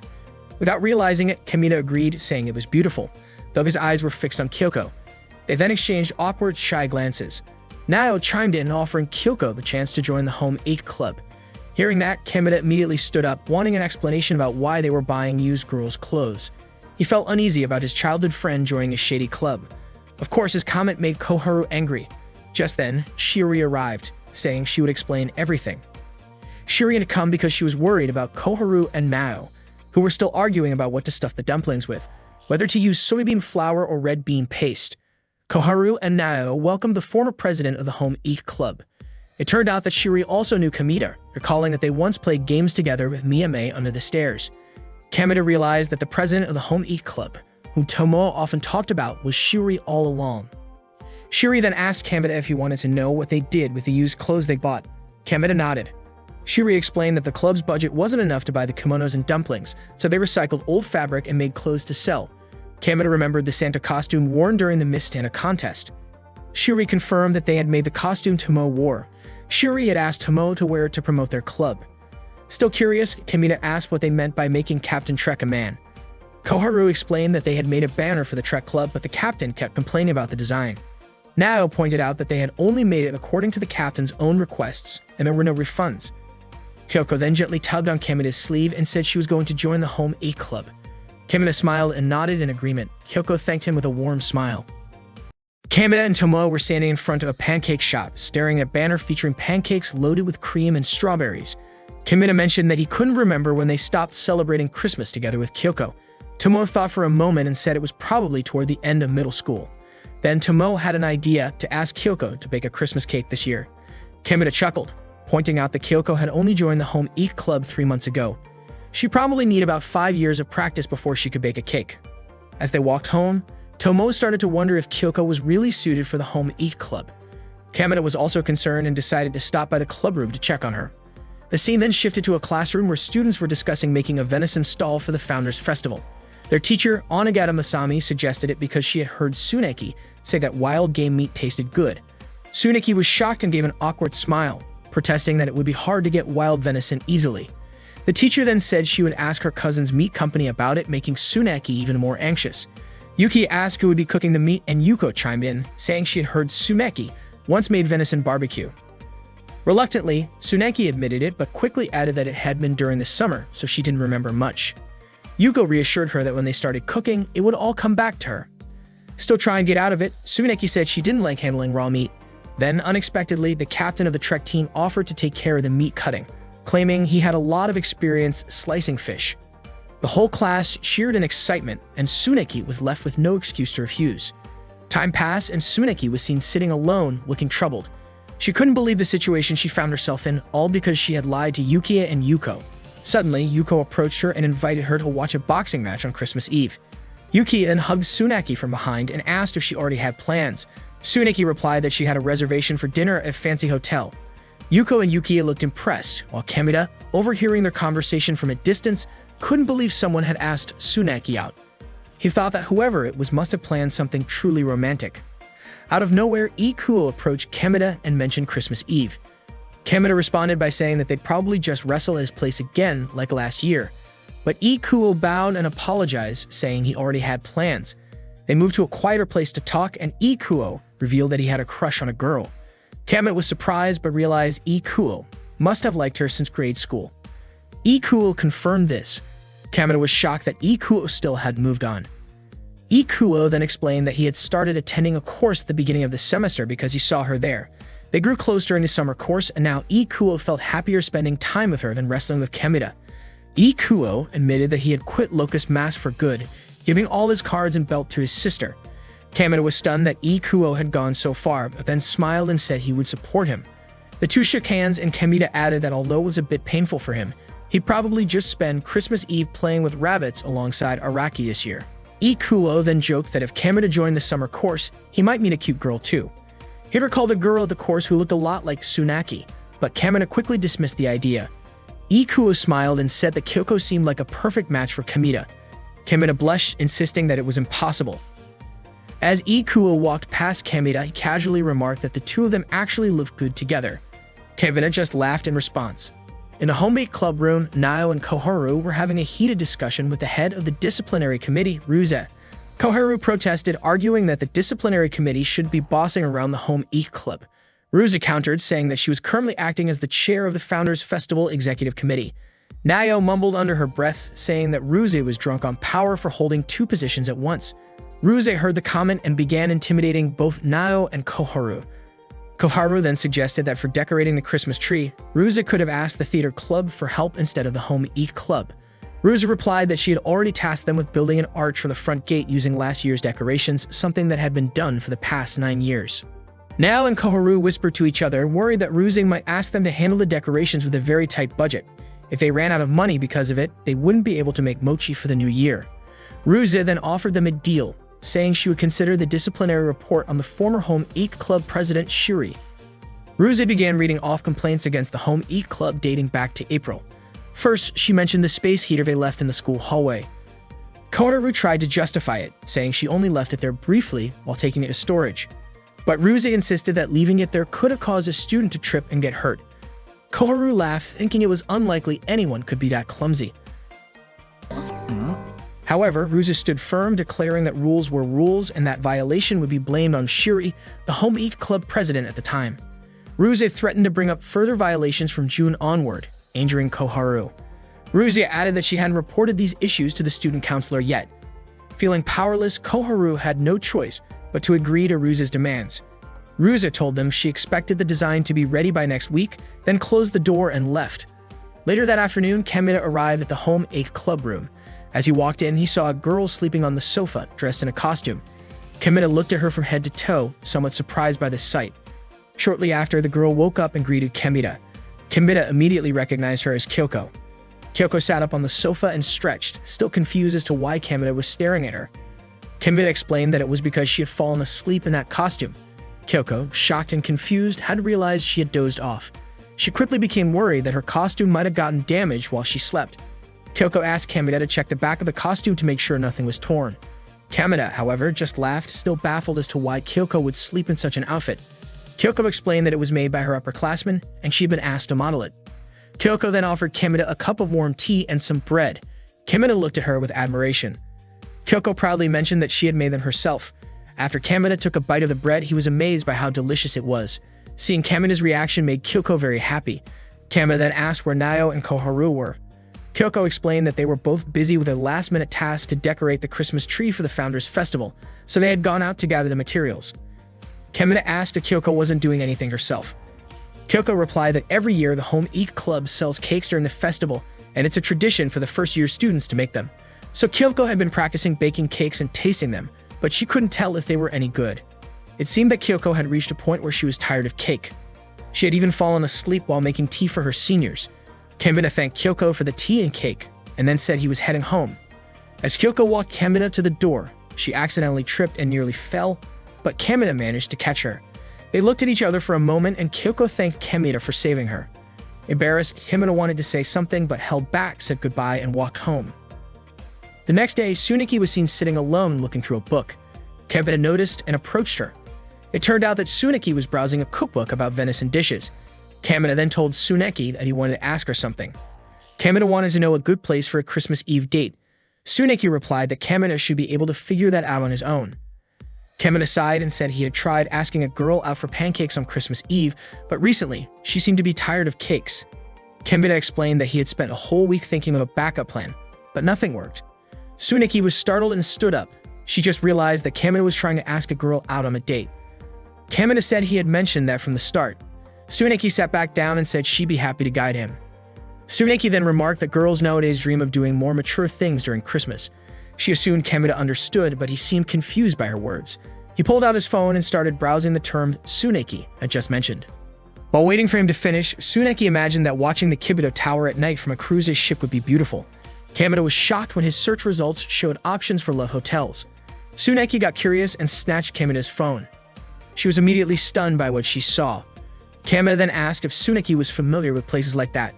Trembling, Tsuneki answered that she really liked the shell-shaped beds shown on Kamina's phone. Innocently, Kamina was amazed by her response. Later, Kamina headed to the home a club room. As he was about to enter, Ruza stormed out looking angry. Inside, Nao, Koharu, and Kyoko were having a discussion. Kyoko greeted Kamina as he walked in. Kamina, confused, asked why Ruzi seemed so upset when she left. Kyoko explained that it seemed Ruzi wasn't happy with the design of the Christmas tree decorations they had made. Curious, Kamina asked to see the design. Nao showed it to him and Kamina immediately panicked. He thought the design looked eerie and not festive at all. Koharu explained that Ruza wanted them to use pastel colors that children liked. Koharu was frustrated because Ruza hadn't given them the budget to buy suitable materials. Kyoko asked if they didn't have any pastel-colored fabric. Koharu replied that Shiri had used up all their budget on the Kamama booth. Kyoko then jokingly asked, "Should I bring some unused underwear?" Kamina was shocked, thinking Kyoko wanted to use underwear as decorations. Annoyed, Koharu said they were looking for something kids would like, not what Kamina liked. Kyoko added that she still had character-themed underwear from her grade school days. Koharu became even more irritated, as that wasn't what she meant. She sighed and told Kyoko and Kamina to go find some materials for the decorations. Naturally, both Kamina and Kyoko were confused. Kamina then came up with the idea of donating some of his old, unused clothes. The two of them arrived at Kamina's house and began sorting through his old clothes. Playfully, Kyoko tried on a shirt with an Inago mask print that Kamina had worn during grade school. Kamina was surprised to see that it still fit Kyoko. Kyoko explained that pajamas like that were designed to be a little loose-fitting. She seemed a bit annoyed. Kamina quickly reassured her, saying he never meant to imply that her body hadn't grown. Kyoko forgave him. She then recalled how, when they were younger, she had asked to borrow Kamina's Inago mask pajamas, but Kamina never let her. Even though she had lent him her pajamas back then, Kamina explained that he didn't want to see Inago mask get soaked by Kyoko's bedwetting. Kyoko blushed with embarrassment before stepping into the room to change her clothes. She started undressing right then and there, shocking Kamina, who told her to change in Tomo's room instead. However, Kyoko just continued changing. Once Kyoko finished, Kamina pulled out a brown jacket that he had worn in middle school. He offered to give it to Kyoko if she wanted it. The jacket no longer fit Kamina, but he didn't want to throw it away since it had been a gift when he enrolled. Kyoko tried it on and it fit her perfectly. Kamina smiled as he watched her wear it. Late at night, Kamina and Kyoko were walking together to bring the old clothes to the club room. Kyoko asked Kamina about the previous day when he came to the club room, saying it seemed like he wanted to discuss something with her. Kamina gathered his courage, took out his phone, and asked Kyoko for her opinion on which food looked the most delicious. Kyoko was thrilled to see all the food photos. She couldn't believe there were so many interesting cake shops in Kibido. She kept scrolling through to look at more recommendations. Kamina then invited Kyoko to grab something to eat after the Founders Festival. But suddenly, Kyoko looked shocked. When Kamina looked at his phone screen, he saw an ad for staying at a love hotel. His face immediately turned red. Kyoko could only look at Kamina and ask if he was planning to take her to an adult hotel. Kamina quickly explained that it was just a random ad that popped up on his phone. Kyoko lowered her head and said she had to stay at the festival and help clean up after it was over. Kamina asked what time she would finish, but Kyoko wasn't sure. Kamina could only sigh, apologizing for startling her. He then walked past her, telling her they should hurry and take the stuff to the club room. As they continued walking, Kamina asked what she thought of him. Kyoko responded, saying Kamina was kind-hearted and liked giving away old stuff. Not just a friend, but more like a nice girl next door type. Kamina smiled as he listened, glancing up at the moon. A while later, Kyoko was sitting alone in the club room with a heater in front of her. Nao and Koharu came in and turned on the lights. They asked if Kyoko had found anything they could use. Kyoko replied that Kamina had donated his old clothes. Koharu asked where Kamina was now. Kyoko explained that Kamina had wanted to walk her home since it was late, but she told him to head home while she would leave with Nao and Koharu. She insisted that Kamina go home. Koharu then commented that despite Kameda's innocent appearance, he could be pretty mature. She even joked that Kameda had considered taking Kyoko to a love hotel on Christmas Eve. Kyoko was shocked, surprised they knew about that. She quickly turned around, ran to the couch, and buried her face in a pillow. Nao remarked that Kameda was like a girl next door, so why was Kyoko so embarrassed? Kyoko muttered that it was still embarrassing to be invited to a place like that by a girl next door. Koharu then added that deep down, Kyoko really did see Kameda as a man. In her opinion, Kyoko was just caught off guard by how serious Kameda seemed. Kyoko looked down, feeling sad, thinking that maybe she had hurt Kameda's feelings. Teasingly, Koharu suggested Kyoko shouldn't worry too much, she could just show him her underwear to cheer him up. In her innocence, Kyoko believed what Koharu said. Koharu then offered to give her even more advice. Kyoko thought for a moment and then asked, "Why do guys always get so horny on Christmas Eve?" Koharu looked confused, unsure how to respond. After a moment, she said she introduced Kyoko to someone who understood those things better. The next day, Kyoko was walking down the hallway when she saw Kameda doing a kabadown to Ikuo. Koharu, who was also watching, commented that maybe Kameda was heartbroken after being rejected by Kyoko and was now taking it out on a guy. Kyoko told Koharu not to say such random things, but Koharu laughed and said she was only joking. Tsuneki was enjoying a bowl of ramen when Koharu, Nao, and Kyoko approached her. Tsuneki asked if they had finally decided to design her costume for the upcoming Santa contest. Koharu confirmed it. Tsuneki was thrilled and became optimistic about winning this year. Nao then mentioned that the condition was Tsuneki had to give Kyoko some advice. Tsuneki smiled and nodded. After gathering her courage, Kyoko asked why guys always seem to get more excited around Christmas. Tsuneki began explaining, saying that the red color of Santa costumes boosts their appetite and libido. Kyoko and the others listened closely, starting to understand. Tsuneki then asked why Kyoko was curious about that. Koharu explained that a guy had asked Kyoko out, so they came to get some dating advice. Tsuneki nodded, understanding since this kind of thing was common lately. She mentioned that a guy had asked her out last night too, inviting her to eat pancakes with him on Christmas Eve. After Tsuneki turned him down, he started asking other girls one by one. Nao and Koharu looked over at Kyoko.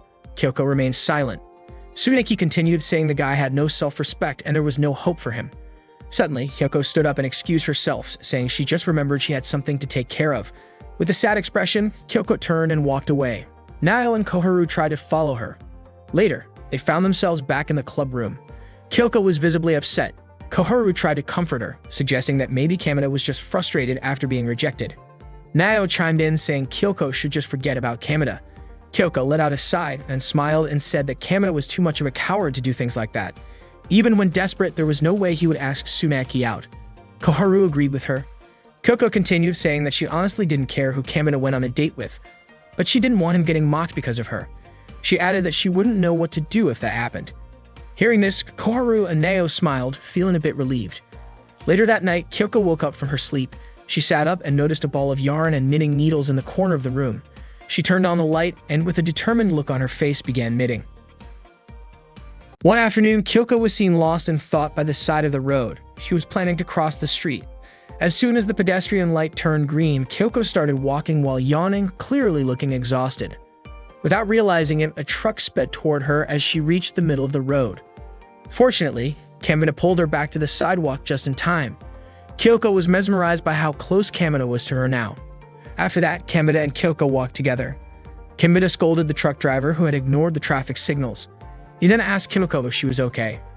Kyoko was a bit startled by the question, but she replied that she was fine. She explained that she had been very busy with the home eat club, which left her exhausted. Kyoko shared that she, Nao, and Koharu had been working hard on decorating the Christmas tree, and as a result, none of them had been getting much sleep. Kameda advised Kyoko to be more careful and not hurt herself. She nodded in agreement. Kyoko then asked Kameda shyly if he had invited anyone else on a Christmas Eve date after she had turned him down. Kameda recounted how, after that incident, he went to karaoke with Araki. While there, they bumped into Tsuneki and her friends. A flashback occurred, showing Araki and Kameda leaving their karaoke room looking happy. Suddenly, Tsuneki greeted them. She was with Yuki and Yuko. With confidence, Araki told Kameda that he was going to teach him how to ask a girl out. Without hesitation, Araki performed a kabaden on Tsuneki, grabbing her chin and inviting her to have pancakes with him on Christmas Eve. Tsuneki seemed to consider it, but then Yuko walked over and said that Tsuneki already had plans. Tsuneki confirmed this. After failing to ask Tsuneki out, Araki then aimed to invite Yuko. However, Yuko firmly rejected him before he could even get the words out. She pretended as if she was going to hit Araki, stating that she already had plans to watch a boxing match. Araki just smiled awkwardly at her antics. Yuki, who was there too, protested, as she was the one who often played with rabbits with him, but Araki had asked out Sumeki and Yuko instead. Araki then put his arm around Yuki and invited her to play Santa together on Christmas Eve. He said he wanted to give all the rabbits in the world a gift by putting lettuce and carrots in their cages. Naturally, this made Yuki angry, and she immediately kicked Araki's leg. Back in the present, Kyoko was laughing at the story Kamina told. Kamina remarked that this was typical Araki, always willing to do silly things to entertain himself. Because the story was so funny, Kamina even reenacted it for Ikuo so he could see how amusing the incident was. They all laughed together. Kamina then noticed something about the jacket Kyoko was wearing. He realized that the jacket was too big for her. Kyoko said it didn't matter, it just meant she could wear it for longer. Kyoko smiled, and when asked why, she said she was relieved that Kamina was still the same person she remembered. Kyoko also mentioned that she wanted to stay close with Kamina. She expressed her desire to always remain friends, just like when they were kids. Kamina was a bit shocked by this request, but he agreed. He joked that perhaps he was destined to be the girl next door. Kyoko seemed doubtful, but Kamina assured her that this way nothing would change between them. Kyoko nodded in agreement. Kyoko glanced around before pulling a small gift from her bag and handing it to Kamina. When he peeked inside, he thought it was a knitted scarf. Kyoko denied it, saying it was actually knitted underwear. Kamina was a little surprised. With her face turning red, Kyoko explained that she had learned to knit after joining the home Ike club. She hadn't been able to sleep the previous night, so she started knitting. Kamina then realized that the reason Kyoko had been sleep-deprived was because she had been making the knitted underwear for him. Kyoko knew that Kamina always got a stomachache when his stomach was cold, so she made the underwear specifically for him. Kamina could only smile awkwardly. Kyoko started to doubt herself, thinking that Kamina might not like the gift she gave him. She then told Kamina that many girls secretly wear something like that. Kamina replied, saying he was actually happy with the gift and joked that maybe there are also a lot of guys who secretly wear things like that too. Kyoko glanced at Kamina's face, and she suddenly remembered something Koharu had told her, that if a girl shows underwear to a guy, it'll make him happy again. Spontaneously, Kyoko invited Kamina to go shopping with her. Kamina blushed with embarrassment. Now he found himself inside a women's underwear store. Innocently, Kyoko asked Kamina about which trendy underwear would suit her. Kamina, flustered, said he didn't know because he didn't keep up with underwear trends. Kyoko protested, saying that Kamina should know from buying underwear with his sister. Kamina explained that they never shopped for things like that together. Confused, Kamina asked why Kyoko had brought him into a women's underwear store in the first place.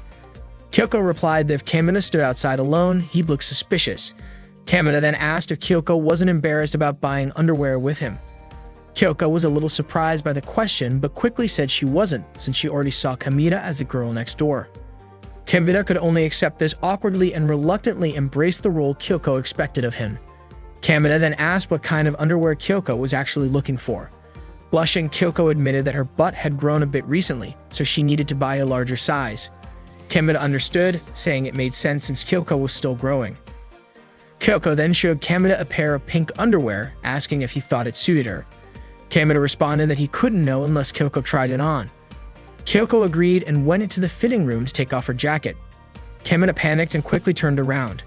However, Kyoko misunderstood his reaction and didn't close the curtain in the fitting room.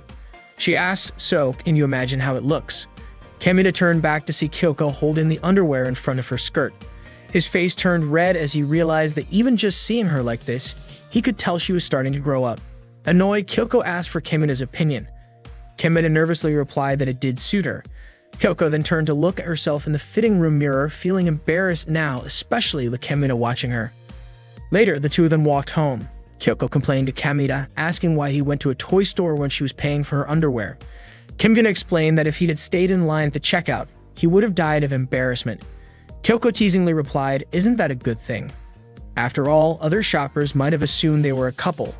Kamina was shocked by the statement, but Kyoko quickly clarified, saying she just meant that many people do things like that too. The next day, Kamina and the others gathered to see the fully decorated Christmas tree. Kamina was impressed to learn that only 3 people from the home A club had done all the work. Ruze and Makoto, who were also there, were equally amazed. Ruse, curious about how they managed it, reached out her hand to touch one of the white flower-shaped decorations. But suddenly, Koharu yelled at her not to touch it, explaining that the method they used was still a secret. Ruse nodded in understanding and backed away. As the chair of the Founders Festival Committee, Ruse thanked them for their hard work. Koharu and Nao felt relieved and reassured Ruse that there was no need to worry about Shiori's situation anymore. Ruse promised to keep her word, and with that, she and Makoto left to check on the progress of the other team's work.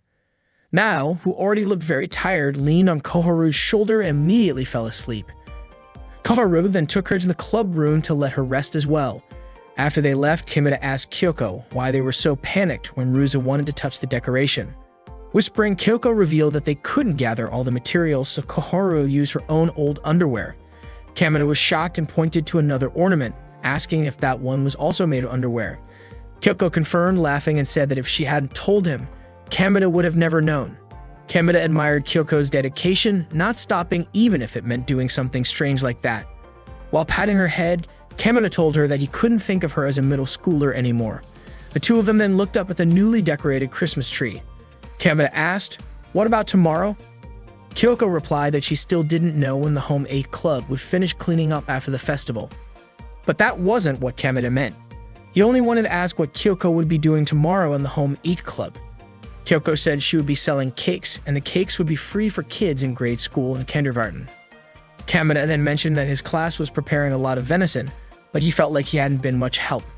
Kyoko suddenly remembered that she still had to bake cakes while Nao and Koharu were asleep in the club room, so she quickly said goodbye to Kamina and hurried off. Kamina began walking home. He stopped for a moment, staring at a playground, recalling a memory of when he was punished by Tomo for wearing her magical girl costume without permission. Without mercy, Tomo had ridden on Kamina's back as they went down the slide, and Kamina ended up falling flat on the ground. Kyoko, worried, had rushed to him, asking if he was okay. Kamina could only smile through the pain. He smiled again, reminiscing about that incident before continuing to walk. But he stopped once more when he noticed an adult sliding down the playground slide wearing a crimson Santa mask. The person struck a pose at the top of the slide. Kamina then saw that Shiori and Miyame were also nearby, sitting on the swings. Kamina approached the slide and realized that the person in the mask was Ikuo. Of course, Kamina was confused and wondered why Ikuo was doing that, especially since Ikuo had said he had given up being Inago masked for good. As Ikuo walked down the slide, he suddenly slipped and fell. Panicking, Kamina and the others rushed toward Ikuo. Kamina asked Miyame what had happened to him. Miyame explained that while she and Shiori were preparing for the Santa contest, they ran into Ikuo and he borrowed the Inago mask. As Ikuo stood up, he began telling them that he had asked a girl out for a Christmas Eve date, but she rejected him. A while ago, Ikuo had reunited with his childhood friend at cram school, and he was happy just to be able to talk with her again.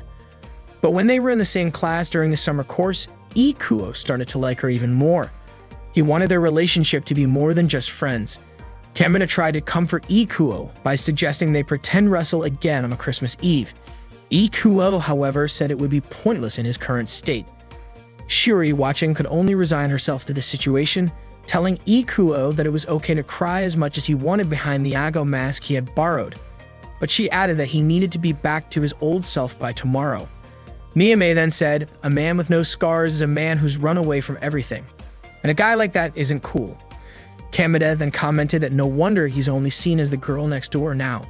Ikuo wasn't a coward today. In fact, he was much braver than Kamina himself.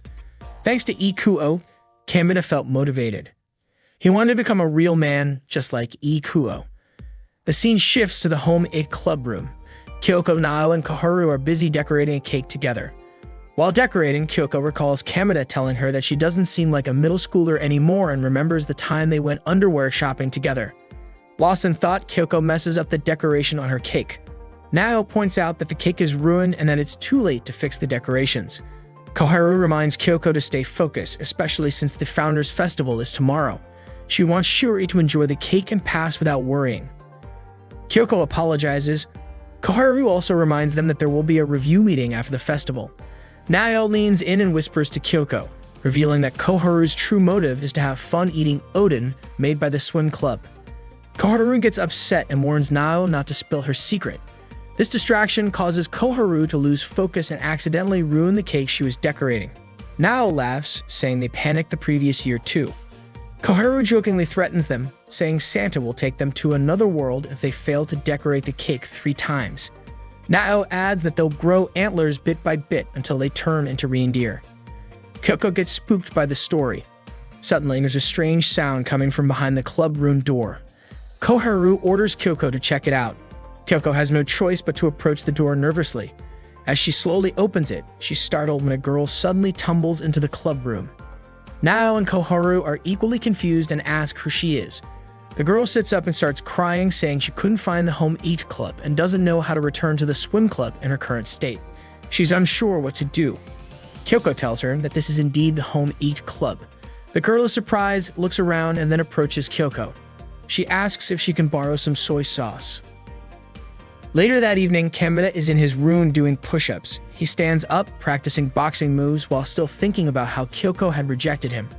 Frustrated, he punches the desk. Kameda then grabs a gift lying on the desk and opens it.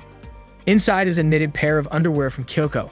Tomo opens Kameda's door and asks if he's having a nightmare, surprised by his sudden outburst. She also notices what Kameda is holding. Showing it to her, Kameda explains it's a gift from Kyoko. Of course, Tomo is shocked and quickly apologizes. She remarks that Kameda is really growing up. She promises to go to bed right away and forget what she just saw. Kameda awkwardly laughs, saying he wasn't doing anything perverted. While backing out of the room, Tomo advises Kameda not to ask childhood friends to make things like that for him. He should get a girlfriend to do it. Kameda protests, knowing that if he ever did something like that, he'd definitely be dumped. Tomo, now at the door, reminds him not to shout again or else their mom will start worrying too. Kameda quickly points out that the underwear is for men. Suddenly, Kameda has a realization. He looks at the underwear and asks himself for men. Kameda remembers a conversation he had with Kyoko while they were walking to the club room. At that time, Kyoko mentioned how Kameda had given her hand-me-down clothes and was always kind to her. So instead of seeing him as a friend, Kyoko saw him more as the kind girl next door. Kameda also recalls when Kyoko told him that she started learning to knit when she joined the Home Eat Club and that she stayed up all night making it. Kameda thinks to himself that if Kyoko really saw him as the kind girl next door, she wouldn't have bothered putting a zipper fly on the underwear. Clutching the gift tightly, Kameda's face lights up with determination. That same night, he decides to go out for a jog despite the cold weather. From her window, Kyoko comments that it must be tough growing up as a guy. Kameda keeps running down the street until he reaches a park and pauses for a moment. Deep down, he tells himself he won't have any regrets this Christmas Eve. Feeling more determined than ever, he's ready for what lies ahead. On a bright morning, Kyoko was getting ready to go to school. She told her mom that she would come home late that day because of club activities. Kyoko promised to bring home some delicious cake when she returned. After closing the door, she headed out. At school, the lively festival atmosphere could already be felt. Captain Trek and one of his friends gazed at Tsuneki, who was dressed as a reindeer with admiration and blushing faces. Tsuneki wore the costume to attract visitors to buy the venison skewers her class was selling at their stall.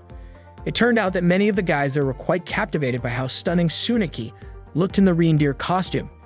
Captain Trek then said that Tsuneki could definitely win the Santa contest this year with her appearance. Confidently, Tsuneki agreed, feeling the same. She was sure she would win the Santa contest. One of her male classmates also said that if Tsuneki won the contest, it would be great publicity for their stall. Captain Trek got excited and rallied his classmates to go around and gather support. Tsuneki grabbed some brochures and joined them. Yuki looked panicked because Tsuneki was the only one who knew how to cook the venison skewers. But with a relaxed tone, Tsuneki said the recipe was at the stall and Yuki could definitely handle it. Yuko also excused herself as she had duties with the swim club, which made Yuki even more nervous. She could only sigh and resign herself to the situation. She opened the recipe book on the stall's table and thought it would be easy, as all she had to do was skewer the meat. However, when Yuki saw the meat, she felt scared and grossed out. At that moment, Kameda arrived like a hero and told Yuki to show him the recipe book. As the afternoon rolled in, more festival visitors arrived. Miu from the swim club was standing by, handing out brochures to promote their traditional udon. But most people just walked past her without paying attention. Miu looked a bit envious as she saw many couples walking together around the festival. Meanwhile, on stage, Ruze was giving a speech. The atmosphere became even more festive when the Christmas tree lights were turned on. At the venison skewer stall, Makoto stood ready to try the skewers they had prepared. As she ate, Makoto started to look overheated. Kamina grew concerned seeing her reaction and wanted to help, but Makoto assured him she was fine. Then with a smile, Makoto said the venison skewers had passed the taste test of the discipline committee. She thanked them before leaving the stall. Yuki, who was there, also thanked Kamina because, thanks to his help, their stall was able to open and run smoothly. At another stall, Kyoko, Nao, and Koharu were in high spirits as their cakes were selling like hotcakes. Kyoko then noticed Rin walking by. Rin approached them after Kyoko greeted her. Kyoko handed Rin a gift bag as a present. Rin accepted it, and her face lit up when she saw that the gift bag contained a delicious-looking cake. Rin immediately thanked Kyoko. Kyoko then asked if Rin was alone. Rin explained that her older sister was also at the festival but was quite busy. Hearing this, Kyoko gave Rin another cake for her sister. Rin was overjoyed and excitedly ran off to show it to her sister. Koharu remarked that Kyoko was growing up. Kyoko smiled at the comment. Just then, Kamina appeared looking serious. Nao greeted him, acting as if she was going to hug and kiss him, but Kamina walked right past her, heading straight for Kyoko. Koharu then hugged Nao and tried to console her. Kyoko asked if Kamina was there to get some cake. Kamina replied that he wanted to talk to Kyoko alone. Kyoko looked nervous and made an excuse that she couldn't leave until the festival was over. Kamina said that was fine and he'd wait. Kyoko then made another excuse, saying there would be a review meeting afterward. Kamina replied that it was okay and he'd still wait. Kyoko looked at Kamina's serious face and said it would probably go late into the night. Kamina insisted, saying he would wait for her on the rooftop. Kyoko nodded. After getting her answer, Kamina ran off. Kyoko stood there, lost in thought. On the stage, Ruza stood announcing the winner of the Santa contest, which turned out to be Miyame, who was dressed as Inago Mask, the Crimson Santa. Miyame looked confused and surprised that she had won the Santa contest. The crowd cheered joyfully. Suddenly, Shiri popped out of the sack next to Miyame, looking extremely excited as she hugged her. Tsueneki appeared very disappointed as she wasn't able to win the contest again this year. Araki and Ikuo, watching from a distance, were also surprised that Miyame, dressed as Crimson Santa, managed to win the contest. Meanwhile, Kamina could only watch everything from a school building window. He also noticed Tomo running towards the stage to hug Miyame, but she tripped over a cable and fell on top of her. Kamina sighed and continued walking. From across the hall, he saw a couple embracing each other. He quickly hid behind the window, continuing to observe them. In front of the Christmas tree, Ruze was standing with her mother. They admired the beautifully decorated tree, and Ruze felt confident that she had made the right decision by asking the Home Eat Club to handle the decorations. Rin was also there, hugging her older sister. Rin then excitedly showed her the gift bag she had received earlier. Ruze smiled happily, promising they would share the treats inside later. At the Odin stall run by the Swim Club, Yuko was putting up a sign indicating that they were sold out. Miu was there too, surprised that the Swim Club was willing to skip practice to make Odin. Yuko explained that it was their tradition. She also mentioned how worried she had been the previous night when they ran out of soy sauce, but thankfully, Miu had saved the day by borrowing some from the Home Eat Club. Yuko then invited Miu to join her in getting some venison skewers. Elsewhere, Kyoko, Nao, and Koharu were sitting together, enjoying a meal of Odin. Nao commented that their work at the festival was finally over. Koharu mentioned how wonderful this year had been even though Ruza had worked them hard toward the end. Kyoko was still confused as to why Ruza had asked them to make the decorations. Koharu speculated that someone might have persuaded her. They all prepared to dig into their Odin when Kyoko asked if they should wait for Shuri. Nao explained that whoever won the Santa contest had to stay on stage for photos and other activities. Kyoko looked a bit sad as she had wanted to eat with Shuri too. Koharu mentioned that Shuri would likely be busier in the future, preparing for university entrance exams. Kyoko then shared that she had seen the list of students accepted through recommendations and Shuri's name was on it. Koharu was shocked to hear this. Nao commented that all their hard work on the Christmas tree decorations had been for nothing. Koharu sighed, regretting that they had put in so much effort for no reason. She wondered why Shuri hadn't told them about it. Kyoko apologized for not telling them sooner, saying she hadn't wanted to disturb them when she saw how dedicated they were to their work. Koharu denied enjoying it and Nao nodded in agreement. Koharu then asked Kyoko how she had felt about it, and to her surprise, Kyoko admitted that she had enjoyed it. Baking cakes and knitting were exciting for her. Hearing this, both Nao and Koharu smiled, sharing in Kyoko's joy. Kyoko added that participating in the home ec club activities had helped her achieve great things. Kamina even complimented her, saying she didn't seem like a middle schooler anymore. However, Kyoko realized that there was something that made her happier than receiving praise. Koharu seemed to understand this. She handed Kyoko the oden they were about to eat and urged her to go meet Kamina on the rooftop. Nao also told Kyoko not to run away anymore.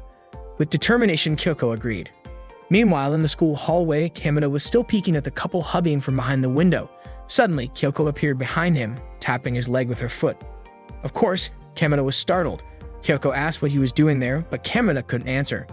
Kyoko walked over to the window and saw the couple embracing.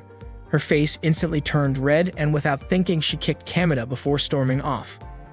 Kamina chased after her all the way to the rooftop. Kyoko looked upset and said that she came there because Kamina mentioned he had something serious to talk about. Kamina explained that he didn't mean to see them asterisk. Kyoko responded that she wasn't interested in stuff like that anyway. Kamina then apologized for acting weird. Kyoko sighed and asked Kamina if he wasn't getting enough sleep or if something else was bothering him. Kamina said that what was bothering him was Kyoko. Kyoko blushed immediately. Kamina continued, saying that sometimes he couldn't sleep because he kept thinking about other people. He then shared how, on the night they were watching the moon together, it was the first time he had seen Kyoko like that. In Kamina's eyes, Kyoko looked really beautiful that night. It made him want to spend more time with her. But Kyoko was always busy with her club activities, so they didn't meet often. Kamina hoped they could spend Christmas Eve together. Kyoko then asked why they couldn't just eat cake with Tomo like they used to. Kamina replied that he wanted Kyoko to see him as a man. He didn't want things to stay the same forever. Kyoko said that she already saw Kamina as a man. Kamina blushed. Kyoko continued, saying that she was surprised when Kamina asked her out to eat pancakes. That's when Kyoko realized that Kamina was truly a man. Kamina just laughed. Then Kyoko mentioned that earlier when she kicked Kamina, if it had been Tomo who was spying, she would have hidden with him and watched too.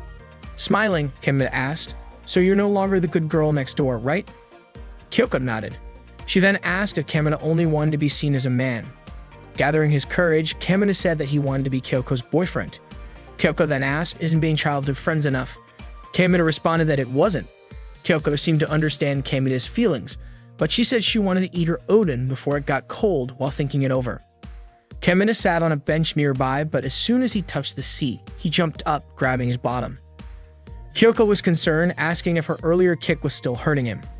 Kamina denied it, saying the bench was just really cold. Then Kamina remembered something. He pulled out the knitted underwear Kyoko had made for him and placed it on the bench as a cushion. Kyoko recognized it as the gift she had given him. Kamina then invited her to sit on it. Kyoko asked, "So, you're not wearing the underwear I made?" Kamina, caught off guard by her reaction, quickly apologized. Kyoko looked a little sad, explaining that she had knitted it just for him and didn't want to sit on it. She then asked why Kamina was carrying the underwear. Kamina tried to explain that maybe holding it made him feel calmer, like how babies suck on pacifiers. Kyoko admitted she didn't really get what Kamina meant, then ordered him to sit on the underwear and stretch out his legs. Unexpectedly, Kyoko sat between Kamina's legs, which completely shocked him. Kyoko said that it would feel warmer this way and that she wasn't sure she could say everything while looking directly at Kamina's face. She then reminisced about how they used to play on the seesaw when they were younger. Kyoko opened the oden container she brought and began eating. Kamina was intrigued, drawn in by the delicious smell. He reached out for some, but Kyoko stopped him, telling him to just sit quietly. After swallowing her oden, Kyoko suddenly mentioned that she was wearing pink underwear that day, which she had bought recently while shopping with Kamina.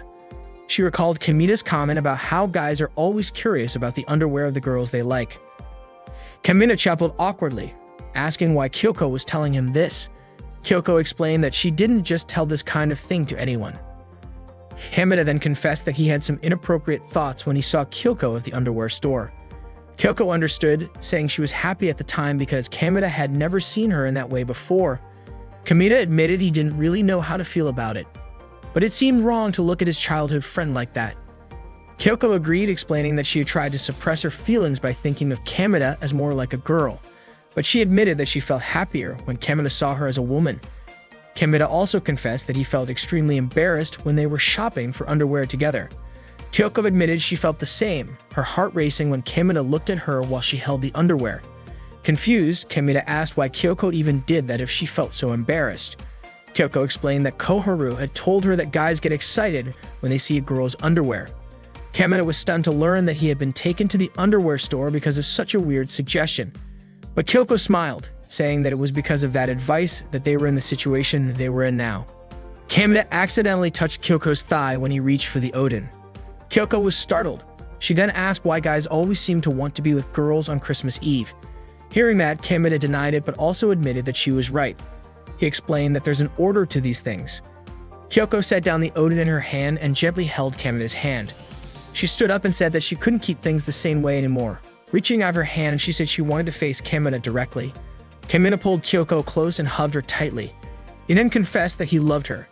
Kyoko replied that she loved him too. After sharing a tender gaze, they kissed just as fireworks lit up the sky. Not far away, Nayo and Koharu were secretly watching them. They couldn't believe how fast things had escalated. Suddenly, she reappeared behind them. Nayo mentioned that she'd heard Kyoko had received a recommendation for university admission. Shuri apologized for not telling them earlier. She had planned to share the news with everyone at the evaluation meeting after the festival. On a rooftop, Kamina was seen carrying Kyoko, who was now wearing the knitted underwear Kamina had brought. He wanted to make sure she stayed warm. Together, they enjoyed Christmas Eve on the rooftop, watching the fireworks. Then 10 years passed. Kyoko was now playing with her young daughter in a park. Kamina came running, apologizing for being late. There had been a meeting with an author that lasted longer than he had expected. Kyoko understood, noting how busy Kamina had been with the new author, even having to work on Christmas Eve. Kamina confirmed it, but he was confident that based on his manga editor instincts, the new author would become famous once her Magical Girl series was serialized. Kyoko smiled, excited and eager to see it happen. Their daughter then ran up behind Kamina, hugging him and asked if he had finished work. Stroking her head, Kamina told her that he was done, so now they could go buy a Christmas cake. But then, out of nowhere, their daughter blurted out that she wanted to eat Odin instead. Kamina glanced at Kyoko. Confused, their daughter asked if her parents didn't like Odin. With a smile, Kamina reassured her that they did. He then invited her to have an Odin party that night. Of course, their daughter was overjoyed to hear that. As the snow began to fall, Kyoko and Kamina held hands lovingly, exchanging warm smiles with each other.